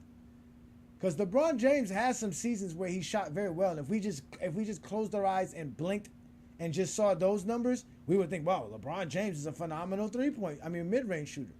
But we don't have all of Jordan's numbers to say that. So all we have is Michael Jordan's 4 last seasons, which 97 was Jordan's best shooting season in general. Because any other season outside of that, Jordan didn't shoot as well. He shot very well in 97 for some reason. Same way he shot very well in 1990 from the three-point for some reason. It happens. Players get hot. They get efficient. Their shot works well with them. They play their game. They get into a routine.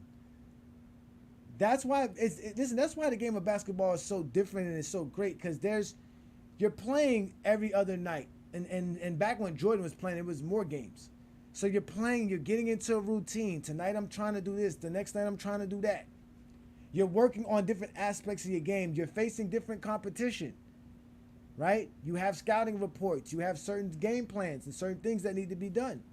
So within all of this, you got to find out where you can get your shots, how you can get your shots, where you can be efficient at, where you can't be efficient at. But trust me when I tell you this, Michael Jordan's game was about getting to the basket. Because those same numbers that say Michael Jordan's a good mid-range shooter, them same numbers also say Michael Jordan's not that good at getting at the rim. Those same numbers say Michael Jordan's not that good of a three-point shooter. Jordan shoots 31% the last 4 years of his NBA career, which one of them includes the shortened WNBA line, the WNBA line. And as far as the way they speak it, he shoots less than 60% when he goes to the rim between 97 and 2003, which is below average. So if we want to accept Jordan's great mid-range shooting out of 44% because you like them numbers, then you got to accept those numbers. Can we say that for Jordan's whole career he was shooting 60% at the rim? Of course not. We all know that's not true. And that's why Jordan's mid-range jumpers were also less efficient. Because if we're going to boost up Jordan's shots at the rim in efficiency, guess what? The mid-range shots go down as well. Because Jordan wasn't staying efficient all over the board. You guys don't understand that, though. You guys are not good at math, and I get it. You're not good at math. In fact, the way you were taught math is no longer existing today. They don't even teach math the way they teach, the way they were teaching it to me. It's a whole different program. I had to relearn math doing my kids' homework. They don't add and subtract the same way. So we understand why you Zesty Jeffries are not good at math.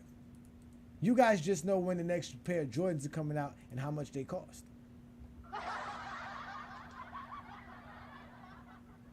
But in reality, though, in all, truth is said, I've always said this: LeBron James is just an average mid-range shooter. He's not somebody that you're going to be worried about as far as, oh, he's going to get, he's going to hit a bunch of them on us. No, he's not going to do that. But you're not going to leave him open. What you're going to do is play him close enough. If he takes a contested mid-range, you're going to live with that. You'll live with LeBron James taking a contested mid-range jump shot. You can live with that. That's fine. But that goes for anybody. I don't care what anybody tells me. No matter what you tell me, getting to the basket or shooting a three-pointer is better than taking an 18-foot jumper, especially a contested foot jumper. You just got to be good at the game of basketball, understanding your spots where you can shoot from. You have to have an array of shots. But you also have to know how to score without a basketball. Because a lot of these guys that we're mentioning and we're talking about here as mid-range shooters, a lot of them are not ball handlers. Carmelo Anthony needs somebody to get him the ball. Kobe needs somebody to get him the ball. Paul Pierce needs somebody to get him the ball. Tracy McGrady needs somebody to get him the ball. Vince Carter needs somebody to get him the ball. All these guys need somebody to help them get the basketball. Tim Duncan needs somebody to help him get the basketball. Paul George needs somebody to help him get the basketball. Dirk Nowitzki needs somebody to help him get the basketball. Stephen Curry needs somebody to help him get the basketball. They love to talk about his gravity. His gravity is predicated on him not having the basketball. So that means obviously somebody has to get him the basketball if you believe in Stephen Curry's quote-unquote gravity. All these guys need somebody to get them the basketball for them to score. Not LeBron James. Because as soon as LeBron James has the basketball court in his hand, he is deadly. He can pass, he can shoot, and he can dribble. So you can't, you have to, he's the real triple threat. That's the real three-level scorer right here is LeBron James. He's definitely a better three-level scorer than Kobe Bryant. That is a fact. But I don't understand why you guys don't like the numbers. Well, I kind of do. I kind of get it. I see why you don't like the numbers. Because when you see LeBron James shoot 74% at the rim, those are like Shaq numbers, ladies and gentlemen. LeBron James shoot at Shaq. They say Shaq's the most dominant player in NBA history. Well, guess what? LeBron James shoots that well. Shoots that well. Shout out to you, man. Ruddy Hood Sports, stay supporting, man. Thank you so much, sir. He says here, just to clarify, I'm saying if you think Kobe is one of the greatest mid-range shooters, then by default, so is LeBron James. 2% difference isn't enough. In fact, I agree with you there. I agree with you there. So I'll bring you guys up because I see we got some folks scared to step up, but they are safe in the comments. Here we go. Mr. Michael Cruz from the Facebook account, the Gay Exposer. This is how they want to talk the game of basketball. This is how they want to talk the game of basketball. Here he goes. Nobody's watching you. Well, why don't you come on our YouTube account and you can see there's over 700 people watching me right now. But I bet you won't show up. I bet you won't show up. Matter of fact, let me go put the link up in the Facebook group. Shout out to everybody who support me and what we do here in GOAT James Kingdom in the Facebook group. Because again, we do have over 100,000 members who support us there. So all y'all do is just hate on Ajani. That is fine. You guys don't know how to talk the game of basketball. Doesn't look legit. You a coward, Mike. Come up on us. There's the link right there, Mike. Hit the link. Hit the link. Hit the link. Bro said no. Bro said nobody's watching you, but he's clearly watching you as we speak. So he's calling himself a nobody. Look. Now he says, go get a legit job. Yes, my job is being the exposer and exposing Zesty Jeffries like you every day. You guys are cowards. You don't invite me on your platform. Then you claim you do just so that you can overtalk me and never let me speak or never be on topic. And you're afraid to show up on a Friday night exposure. There's the link. It's available for you. Come up here and explain to me why I'm a bronsexual, why I don't know the game of basketball. But you can't do that. Of course they come for educational purposes. They don't know the game of basketball. They don't know nothing about the game of basketball. They know nothing at all. They are hilarious. They are hilarious. Complete hilarious. I don't get it. And you know what, Peter? These are your folks, Peter. Don't do me like that. Bro, these are your folks, man. These are the people that they would love you because again, you love Michael Jordan, but they won't step up to the plate. They won't hit the thing. They won't hit the link, right? And then they'll stay on Facebook. He won't show up on YouTube. Again, that's one thing I noticed too. If they're TikTokers, they're TikTokers. When you're a YouTuber, you're a YouTuber. You don't really go to other platforms, which is fine. This is why we're everywhere. We're on YouTube. We're on Facebook. We're on Instagram, TikTok, Twitter, Discord. Follow us. Hit that like button. Hit that subscribe button if you are a part of the YouTube channel, people. Because YouTube's going to have the basketball games very shortly as well. So, all Yeah, it's going to be dope. Yeah, it's going to be, we're going to have so much fun watching the game. Listen, nobody has cable TV anymore. I don't know nobody who has cable. Even DirecTV now is about to fall because they don't have the football package anymore. There's no reason to have satellite if you ain't watching football. They don't have to do that anymore. But hey, Johnny, I had left out a name as far as the elite mid-range shooters of all time. Who's that? Kawhi Leonard. I always knew just by watching him, but I didn't know his numbers is crazy too. Crazy. He's at he's elite, man. He's elite. 48% from 10 to 16 for his career, 44 from 16 to 23. But yeah, I remember that 2019 run, man, especially them first 2 rounds. He was taking a lot of mid-range shots, and dude is like a robot, man. Like, I was just like, what the heck? Like, every shot he was taking was going in. I'm like, what the? Yeah, dude, different, man. Yeah, he can definitely shoot the basketball. And when I went to go look up his numbers, I was like, wow, it's 45%. It's right there along the side of it. Guys like Stephen Curry or Dirk Nowitzki, which we all know are great shooters. And I think guys like Ray Allen would be up there. Allen Houston's another guy that I can think about. Sean Livingston. LaMarcus Aldridge. DeMarcus Aldridge is probably another guy. Kevin Garnett's another guy that I wanted to look up. But I had enough people. I figured I had enough because, again, the idea that you want to compare LeBron James and Mr. RJD podcast, since you have a podcast yourself, why don't you show up here and explain to me how I should run my stream? Why is he disappointed in this stream? Like, this is a good stream. This because they don't want to talk basketball. They hate numbers. Like, for me, they hate basketball. I don't like numbers. Fans. I don't like the numbers people who crap on the narrative part and the intangibles part because that matters. And I don't like the people who overvalue narrative and intangibles and say F numbers. For me, it all matters. But the numbers are the most objective way to analyze the game. You can't just say, screw the numbers. Like, that's crazy.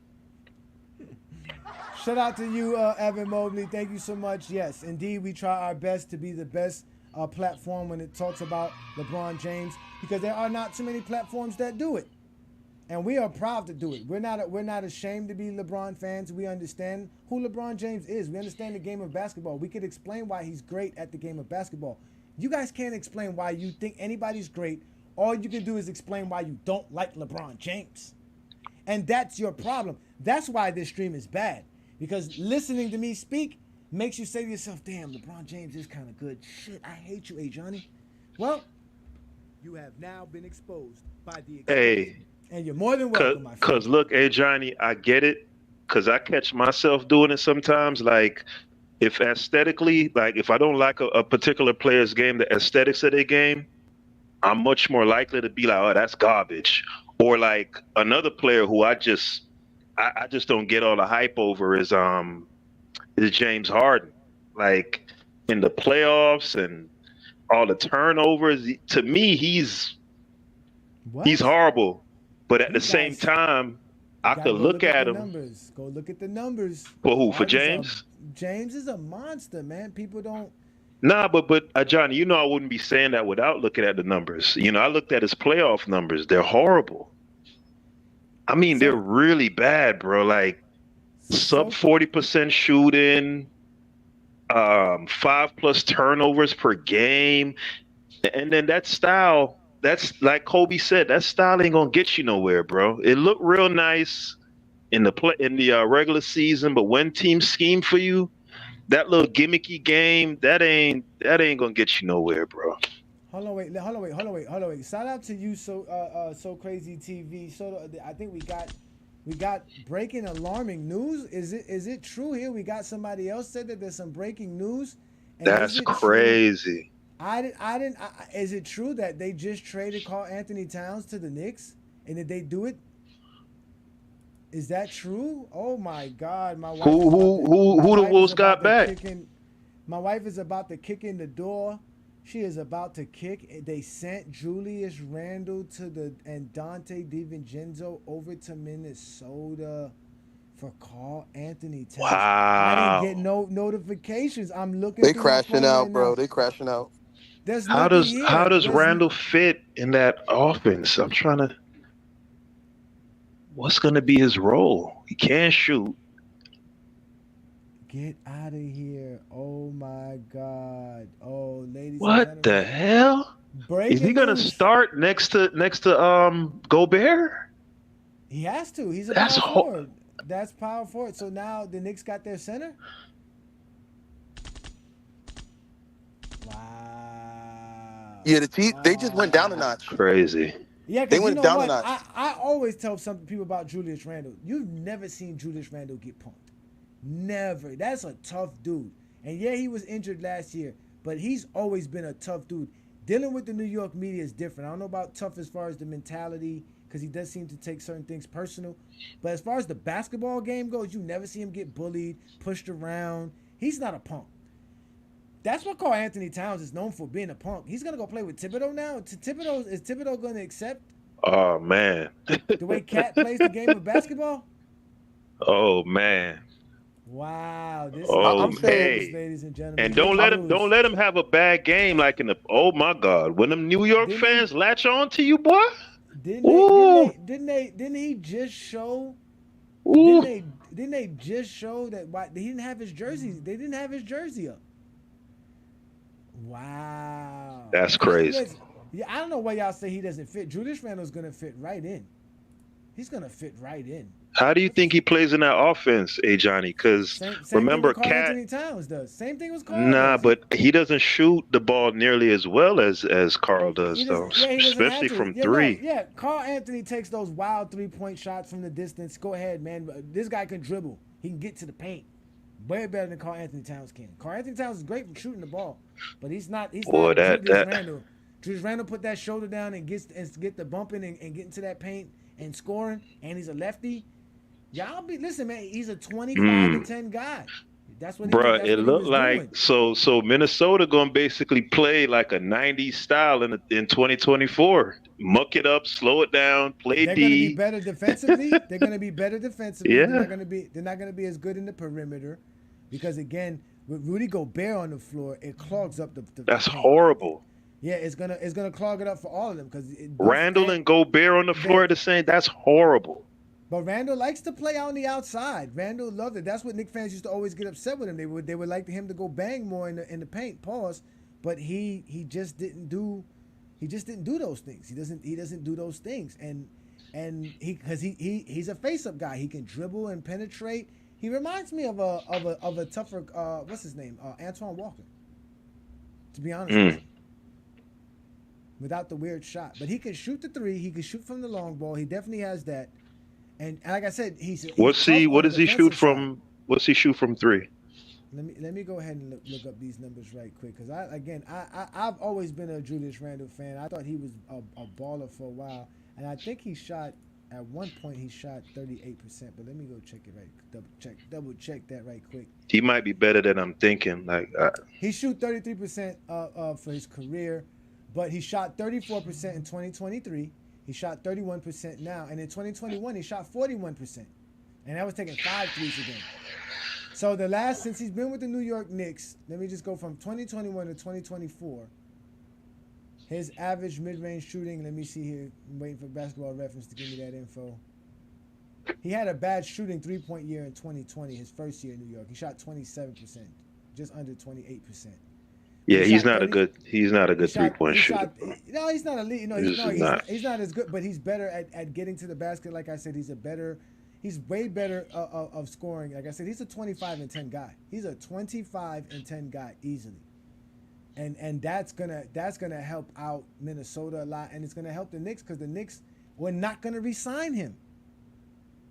The Knicks were gonna have to let him go or trade him because he was on his last year, so they were not gonna be able to keep him. I had told my wife that. I was like, they have to get rid of Julius Randle eventually, so you can't be mad if they do get rid of Julius Randle. Damn, so you know what, Ajani? What's the name might not be done with Randall, Minnesota, because you say he's in his last year of his contract, right? Yeah, he's They on his might last year. they might just wanted to get out from under Cat Exactly. and probably potentially look to move Randall at some point. Not only that, make a But- run right now. Make that run right now, right? Because you can make the run right now to win a championship. You're right there. You were right there. You make the run right now, see how everything goes. Because remember, they got some ownership issues as well. They don't have a bright future right now until they figure out their ownership issue. Because they're trying to sell their team supposedly to Alex Rodriguez funded type of project, but it hasn't. Like the owner doesn't want to do it. So it's kind of some crazy stuff that's been going on with them.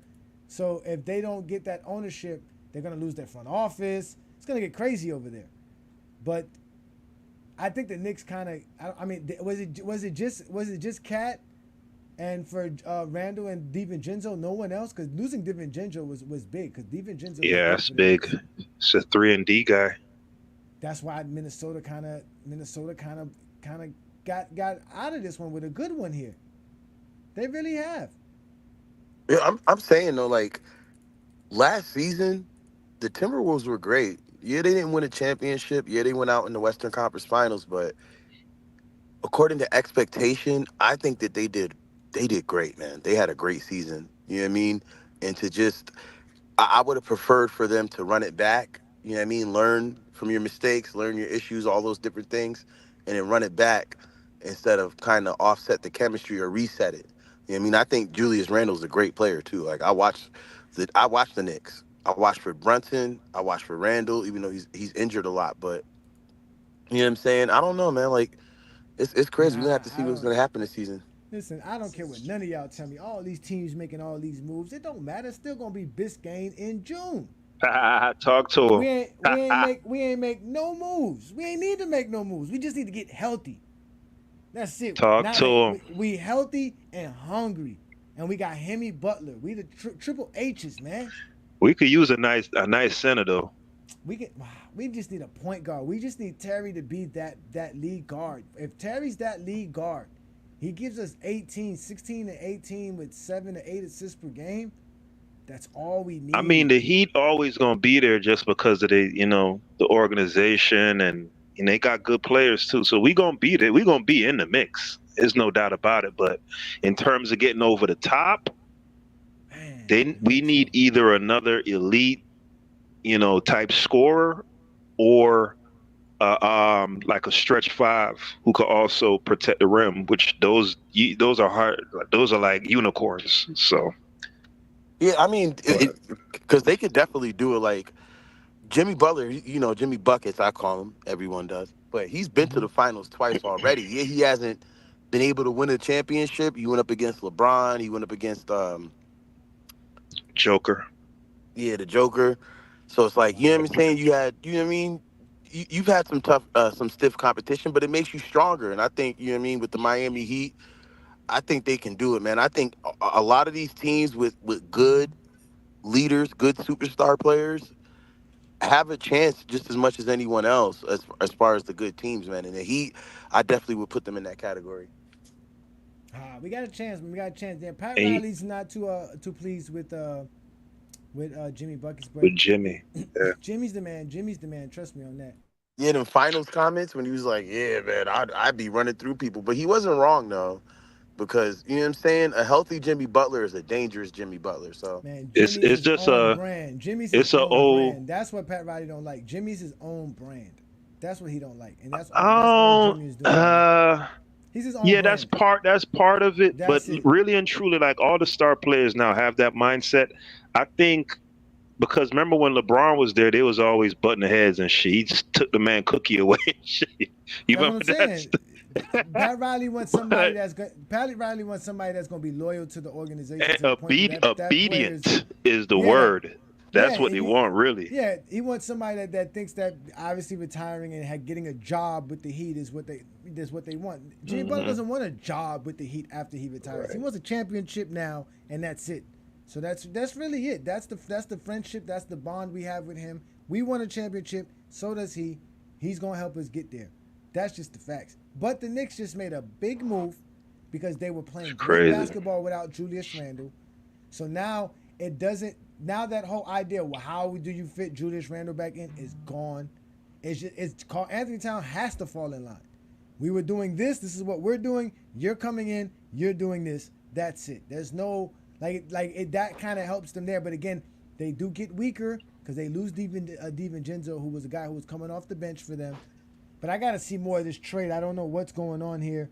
It is crazy. I didn't get nothing, no notification, nothing sent to my phone. I don't have nothing from ESPN. Woj is not around. We didn't get a Woj report. Oh my God. I can't lie though. The Knicks have a squad. Like Mikal Bridges, people sleep on Mikal Bridges. Like Mikal Bridges is such a W player. He fits into any role. He's willing to take any role. He's not that type of player who's arrogant and I gotta be like this and that and third. No, he can fit into any role. He's a great shooter. He's a great defender. Like they got a little squad over there with Brunson, Bridges, and then Karl Anthony Towns. What I do like about it is that he will be able to space the floor for them more than Hartenstein could.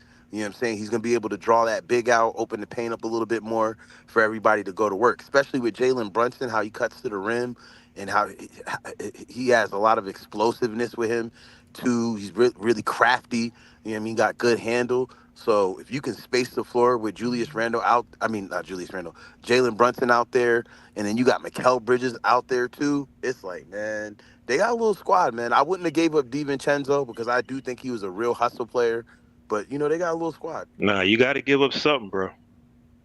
You got to get something up. And remember, the money has to match as well. Mm-hmm. Man, this puts everything, man. Oh, nah, that's a hell of a move for New York.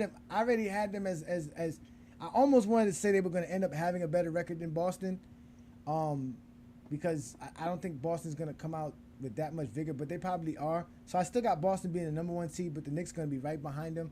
They're going to be battling throughout the whole East. They're definitely the favorites now, because everybody knows Karl Anthony Towns is a beast. I mean, the guy can score. The guy's not bad at basketball. He's definitely good. So, damn, shout out to the Knicks, man. Shout out to the Knicks, man. God, I hate saying that. Oh, that hurts. Yeah, they looking good, bro. You was just talking about how the Heat. Yeah, man. Was you? Yeah. Nah, I was just talking about my Miami Heat. Don't worry, we'll be fine. Listen, I'm going to end up doing my Miami Heat show. I'm going to do a power ranking show very shortly, coming up before the season start. We're only a couple of weeks away from the season starting. We're about a week away from training camp starting for most of these teams. So it hurts. It hurts. I'm getting that tingly feeling. Yo, my bad, bro, because you know what I mean? I have a West team, I have an East team. My West team is obviously the Lakers because of LeBron. If he leaves, I'm out too. But that's my West team. And then my Eastern team was Brooklyn because of Mikal Bridges, but now, you know what I mean, it's the Knicks. So I'm sorry, man. I gotta. Oh, you know what I mean? God, I hate you, player fans. I'm sorry, man. Oh my God, Bridges, that's my guy. I've been watching him since he came in the league. Yeah, Adrian Knight. I did hear what Magic said. It was actually a perfect response for Magic. It's true. Magic's won every level of basketball he's played in. There's nothing to respond to. But they shouldn't even ask Magic that question because it really wasn't tailored toward Magic Johnson. It's more or less tailored toward Jordan's and his zesty Jeffrey logic that Jordan just dominated the NBA and no one was as great as him. I mean, that's pretty true. Now, I watched some footage today that somebody sent me. Well, I can say his name. Shout out to you, Tone, man. Sports Fluent sent me something because I said Jordan never was triple teamed. And he showed me some footage of Mark Jackson talking about them triple teaming Jordan. And in the middle of the footage, he was like, look at the footwork. if we look at the footwork, and I was like, this is why Michael Jordan was scoring 60 on y'all. Y'all was sitting here glazing the man on the basketball court instead of playing defense. They let this man get all the way to the paint, then complain how great he is. You played horrible defense. That's why you. No wonder why they praise Jordan so much. Because if we really go look at how horrible you were at defense, we would be talking about how horrible you were at defense, not how great Michael Jordan was. But it was hilarious. Hey, look, I'm gonna give you something to put in your missile silo, right? I'm gonna betray the Jordan contingent right now. I'm gonna give you something to put in the missile silo. Put you on his 97. When did we play him? Was it that's the semi? Yeah, that was a conference semifinals. We played him. The Heat. It's the only playoff series Jordan shot at or below 40% for a whole series. Yeah, that was 97 against the. Yeah, I think that was a 5 or 6 game series too. You know what? If you go listen to the Tim Hardaway interview on Up in Smoke, is that's what's called the Steven Jackson and the Matt Barnes. He said that when they played the Bulls that year, that Jordan looked at him and said that the Heat was the only team that had a chance to actually beat the Bulls that year because the way they were playing the Bulls. Obviously, that was a tough Heat team. We had Mashburn, we had Marley, we had Tim Hardaway, Zoe, Rashawn Leonard. We had a good team. That was That was actually good, I think we won 60. 60 games. I want to say 60 games, 62, something like that. 60 and 22 was the Heat record that year. They won 60. Yeah. They had the second best record in the East behind the Bulls, 67 wins or 69 wins. Excuse me. The Bulls won 69 games in 1997. So that is crazy. So, but I'm gonna have to get with my wife, man, because the Knicks just made a big trade, so I know she's excited. Let me let you get your last word. Oh shit, Knicks fan. Okay. Yeah, she a Knicks fan, man. This household bleeds blue and red for some reason. I don't know. That's crazy. Oh yeah, because you're from New York. Yeah, that's right. Yeah, well, her family's from New York, so. But go that's ahead, right. What's your last? Yeah, man.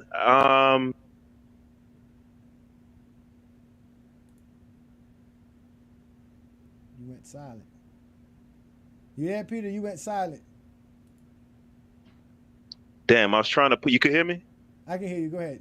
Yeah, I was trying to read this quote. Like I was trying to make the case for Jordan being the best jump shooter in NBA history inside the 3-point line.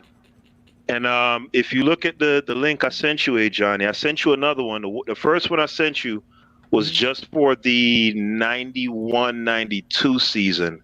And the second link I sent you is actually for the 90, 91, and 92 season, all three combined. Over those three seasons, Jordan shot 74% at the rim and like 51% from mid-range. The sample size is a little bit small. It's like 34 games in one season, 40 games in another, like 37 in the other season. But altogether, those 3 years combined, that's what he was shooting. So this idea that, people talk about the athletic Jordan and all that and da-da-da-da-da. Listen, that mid-range was on automatic by I'd say 1989, but definitely 1990. His mid-range was automatic. And just to close out, there was a small a write-up by Sports Illustrated for the 1991 season, right? Can you still hear me? I can hear you. It says Jordan.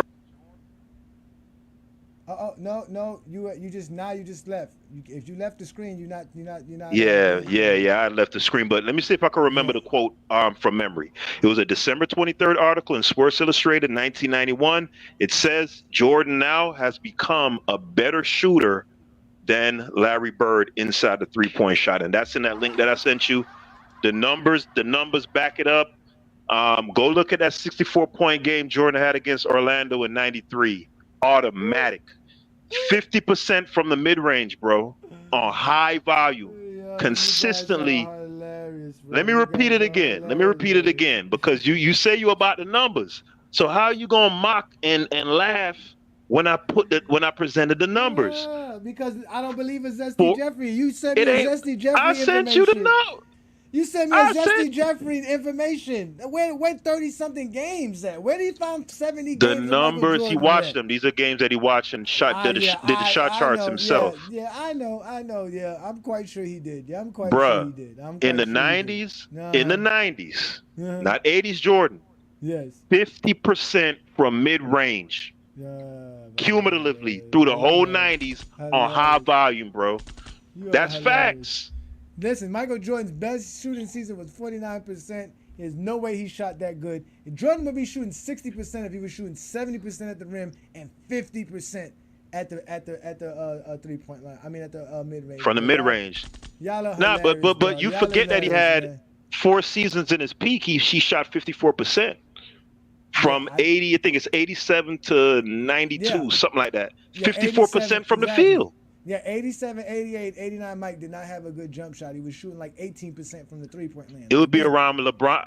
It probably was around LeBron level, 38%. By exactly, the 90s, because he was shooting 70% at the rim, and that's why him shooting 70% at the rim clearly shows us that he was shooting around 38% from the 3-point line, like LeBron James is shooting. I mean, from the mid range. That's the whole point, bro. Like that's what y'all all are right, afraid of, and man. it's fine. Appreciate the There's nothing discussion. wrong. There's nothing wrong with At it. some It's point, fine. at some He's still a point, great basketball player. He's still at some great. point, we're gonna be Uh-huh. able to get all the games. Is eventually gonna happen, and it's gonna be never gonna sports. happen. Sports Illustrated. CBS don't want to give it up. CBS don't want to give up none of their footages of the NBA games. The NBA has hidden everything, man. They hide that shit, man. They can't even show us Michael Jordan 10 steals. So why you think Sports Illustrated said that about him now being a better shooter than Bird inside the 3-point line in '91? You think they was just You know how many what's it called they sold that day? How many times they sold that? oh they magazine? just glazing? Of Okay. course. How you gonna All do? right. What you gonna argue? You gonna argue with them again? They don't have the numbers because they don't have Bird's numbers. They don't know what Bird shot. We don't know what Bird shot from the. Bird could probably shoot the same as Carmelo Anthony, 41%. We don't know that. We don't know what he shot. That is the whole point. We don't know what none of those guys shot from those areas. We don't know. Hey, do they have numbers on specifically? Because I didn't. You was telling me last week about they have like the stats on like turnarounds, I didn't even know all that. I just saw it on NBA.com where they got it broken down like that, like detail. I'm like, damn, that's crazy. They have points in the post, points out the post. Floaters, running shots, jumping. They got everything. They got shots with 2 dribbles, shots with 1 dribble, shots with 3 dribbles, shot off an assist. They got all kind of different ways you can see how somebody scored or with. They got all those information. But the problem is that they don't give you the all-time numbers. So you would have to do it for every player that I did. I took every season that they played, and I had to jot down each number of mid-range they took, each number of mid-range shot they made, and at the end I took all the totals, and that's how I got everybody's total mid-range for their career. You got to do the work. But I'm a basketball fan, and I'm a content creator. That's why I did it for you guys, so you guys are welcome. Thank you for joining the GOAT James Kingdom channel. This is what we do every time. We do this on Friday nights, and we're going to be doing this Sunday afternoon, 12 noon Eastern time, where we're going to show you the GOAT of offense. We're going to show you who's the greatest offensive player in the game of basketball and why one-on-one it doesn't necessarily predicate to being a great basketball player. So I appreciate you, Peter. Thank you for the information. I am going to look up the Zesty Jeffrey information. I'm not going to ignore it, but it is a Zesty Jeffrey information that you sent me. I appreciate you, brother. Let Buddy Hood Sports. Go ahead, Buddy Hood Sports. I appreciate you, man. Go ahead, brother. Go ahead, Buddy Hood Sports. Thank you, brother. Yo, oh man, no. I just got to say this right quick. No disrespect to anyone who uses this term, but that term "glaze it" is so crazy to me. It sounds like the person who made that up was like hungover from a Diddy party. But anyways, listen, right? I'm serious. That shit is I don't understand how people could use that term. But either way, right? And that's no disrespect to anybody. No one. But I wanted to say this, right? LeBron James, right? From the mid-range, like the point I made earlier, is that if you believe that Kobe Bryant is one of the greatest, because I've heard people make that argument. He's one of the greatest mid-range shooters ever. You know what I mean? Rivals Michael Jordan. If you believe that about him, and I wouldn't argue you if you believe that about him, because I think he's a great mid-range shooter as well. But if you believe that about him, then you have to also admit that LeBron is one of the greatest as well. Because like I said, 2% difference it's not enough to disqualify LeBron from that conversation. It's just not. It's not enough to disqualify him. No more than 4 to 6 championships, 4 versus 6. Like you just can't do it. But either way, the last thing I want to say is this, right? For the dude that was up here trolling, talking about LeBron sexuals and all whatever, Denzel Washington is my favorite actor. And I watch any movie, can't wait till the Gladiator 2 comes out. I've never been called a Denzel sexual. Tupac is my favorite rapper. Never been called a Tupac sexual.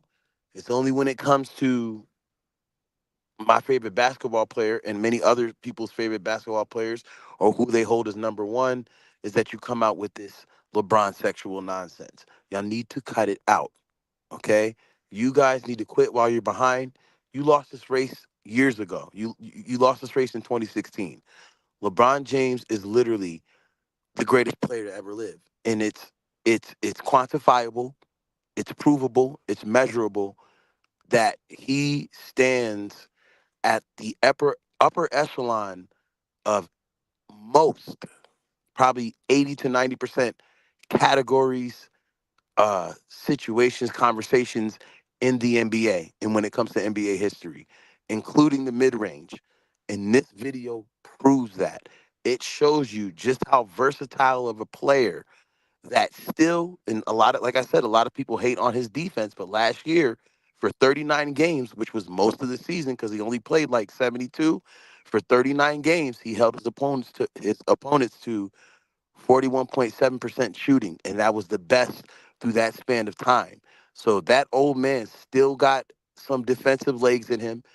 His offense is still operating at a high peak, at a great peak, and we just have to appreciate this greatness while it lasts. We are witnessing the greatest player ever to still don the court for what's going on 22 years. So if you honestly in your heart believe that his mid-range game isn't there, when last season he's hitting everybody, Wemby, Kawhi, Joker, whoever you want to name, he's hitting all of them, winning on all of them, saying, you can't stop me.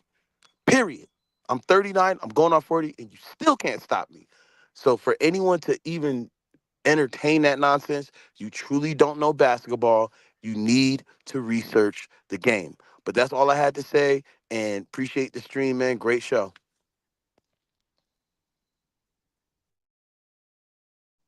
Can't hear you, can't hear you. No, I appreciate you. Thank you so much, man. It's always great to have you, man. I thank you so much, man. I appreciate you. Yes, You sir. gave us some great takes, man. You're right about that.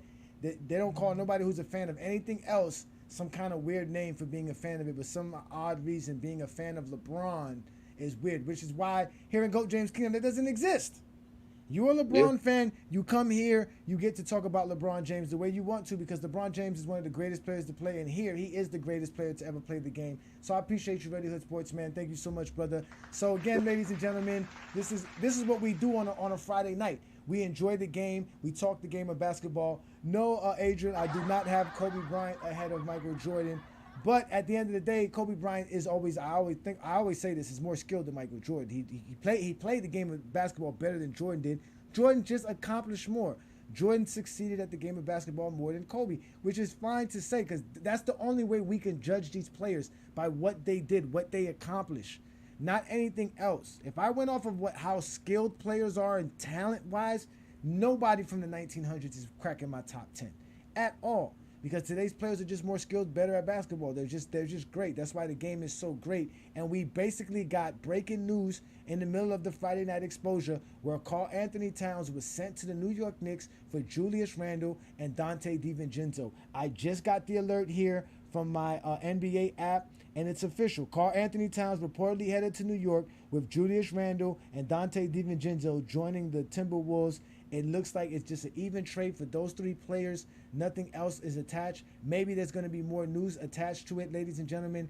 But I'm going to actually go sit there and go talk to my wife about it. She's a big-time Knicks fan. Again, today's program was about how good of a mid-range shooter was LeBron James. That was the question. That's what we wanted to know. Zesty Jeffries are in love with mid-range shooting. They believe Michael Jordan, Kobe Bryant are the greatest mid-range shooters of all time, or one of the greatest mid-range shooters of all time. We've heard Peter say it. We see it in the comments. We hear it all the time. But what constitutes a good or bad mid-range shooter? Do they really even know this? They really don't. Because again, if I told you that Kobe Bryant shot 40% from mid-range, you would say, well, at least it's better than LeBron. But again, compared to everybody else who plays the game, it's an average mid-range shooting. That's what it is. He's not a better mid-range shooter than Paul Pierce or Carmelo Anthony as far as Kobe Bryant. But you guys would never say that. So again, this is why numbers don't matter to you guys, because you guys don't know the game of basketball. You only know Kobe Bryant, Michael Jordan, and LeBron. And out of those three, you know more about LeBron than anyone else. Because the truth of the matter is LeBron James is a high flyer, and he gets to the rim. And he finishes at the rim at an elite level. And his mid-range shooting is average. It's alongside all of these guys you see right here. And he shoots at the three-pointer better than T-Mac and Kobe Bryant. But when you compare LeBron James to his position and his play style as being a high flyer, above the rim player, and as a small forward, he's good at what he does when it comes to mid-range and finishing at the rim and also shooting the three-pointer. Because that's what LeBron James is. He is a three-level scorer. He can go mid-range, he can go to the outside, and he can definitely dominate in the paint.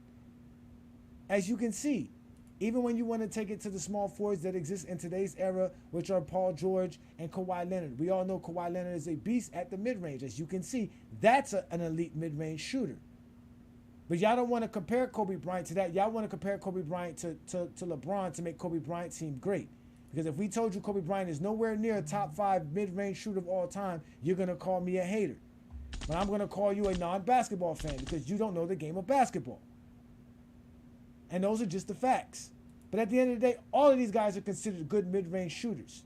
So if they're all considered good mid-range shooters, then that means LeBron James is not that far behind them. And like I always told you, we consider LeBron James to be an average mid-range shooter. And that doesn't make him bad. That doesn't make it a deficiency. Being average at something for an NBA average is not a deficiency. So ladies and gentlemen, that was tonight's show. It's been wonderful having you guys here with me. Usually we go in longer when we have folks that want to step up and have a conversation. But they don't want to have a conversation with Ajani because they know what happens. I talk the game of basketball. I know the game of basketball. I stay consistent with everything that I bring up. My criteria is always going to be the same. My eye test, the way I view the game is always going to be the same. Because the stats tell me more than I need anything else. We're going to go to the stats. And anything you want to go to is the stats. When you want to say LeBron James is not good at something, you're going to go to the stats. So that's what we do. When we want to see what's great, we go to the stats because the stat tells us all we need to know. We're real basketball fans. We watch the game. We don't have to say we watched it. If you're a basketball fan, you don't have to say I watched the games because you're a basketball fan. Obviously, you watch the games. So we don't have to keep repeating that we watch the games. So we watch it and we watch the stats. But ladies and gentlemen, y'all know what to do, man. Hit that like button, hit that subscribe button, become a member of the channel. We are going live on the FYF platform. Shout out to Lamont and those guys over there for giving us an opportunity to come live every Friday night and do what I do best. But you guys also know that we don't just do one show on GOAT James Kingdom. We do 2 shows. There is the GOAT James Kingdom show with B-League and Ajani, which goes live every Sunday noon Eastern time. You guys make sure to join us and catch that show.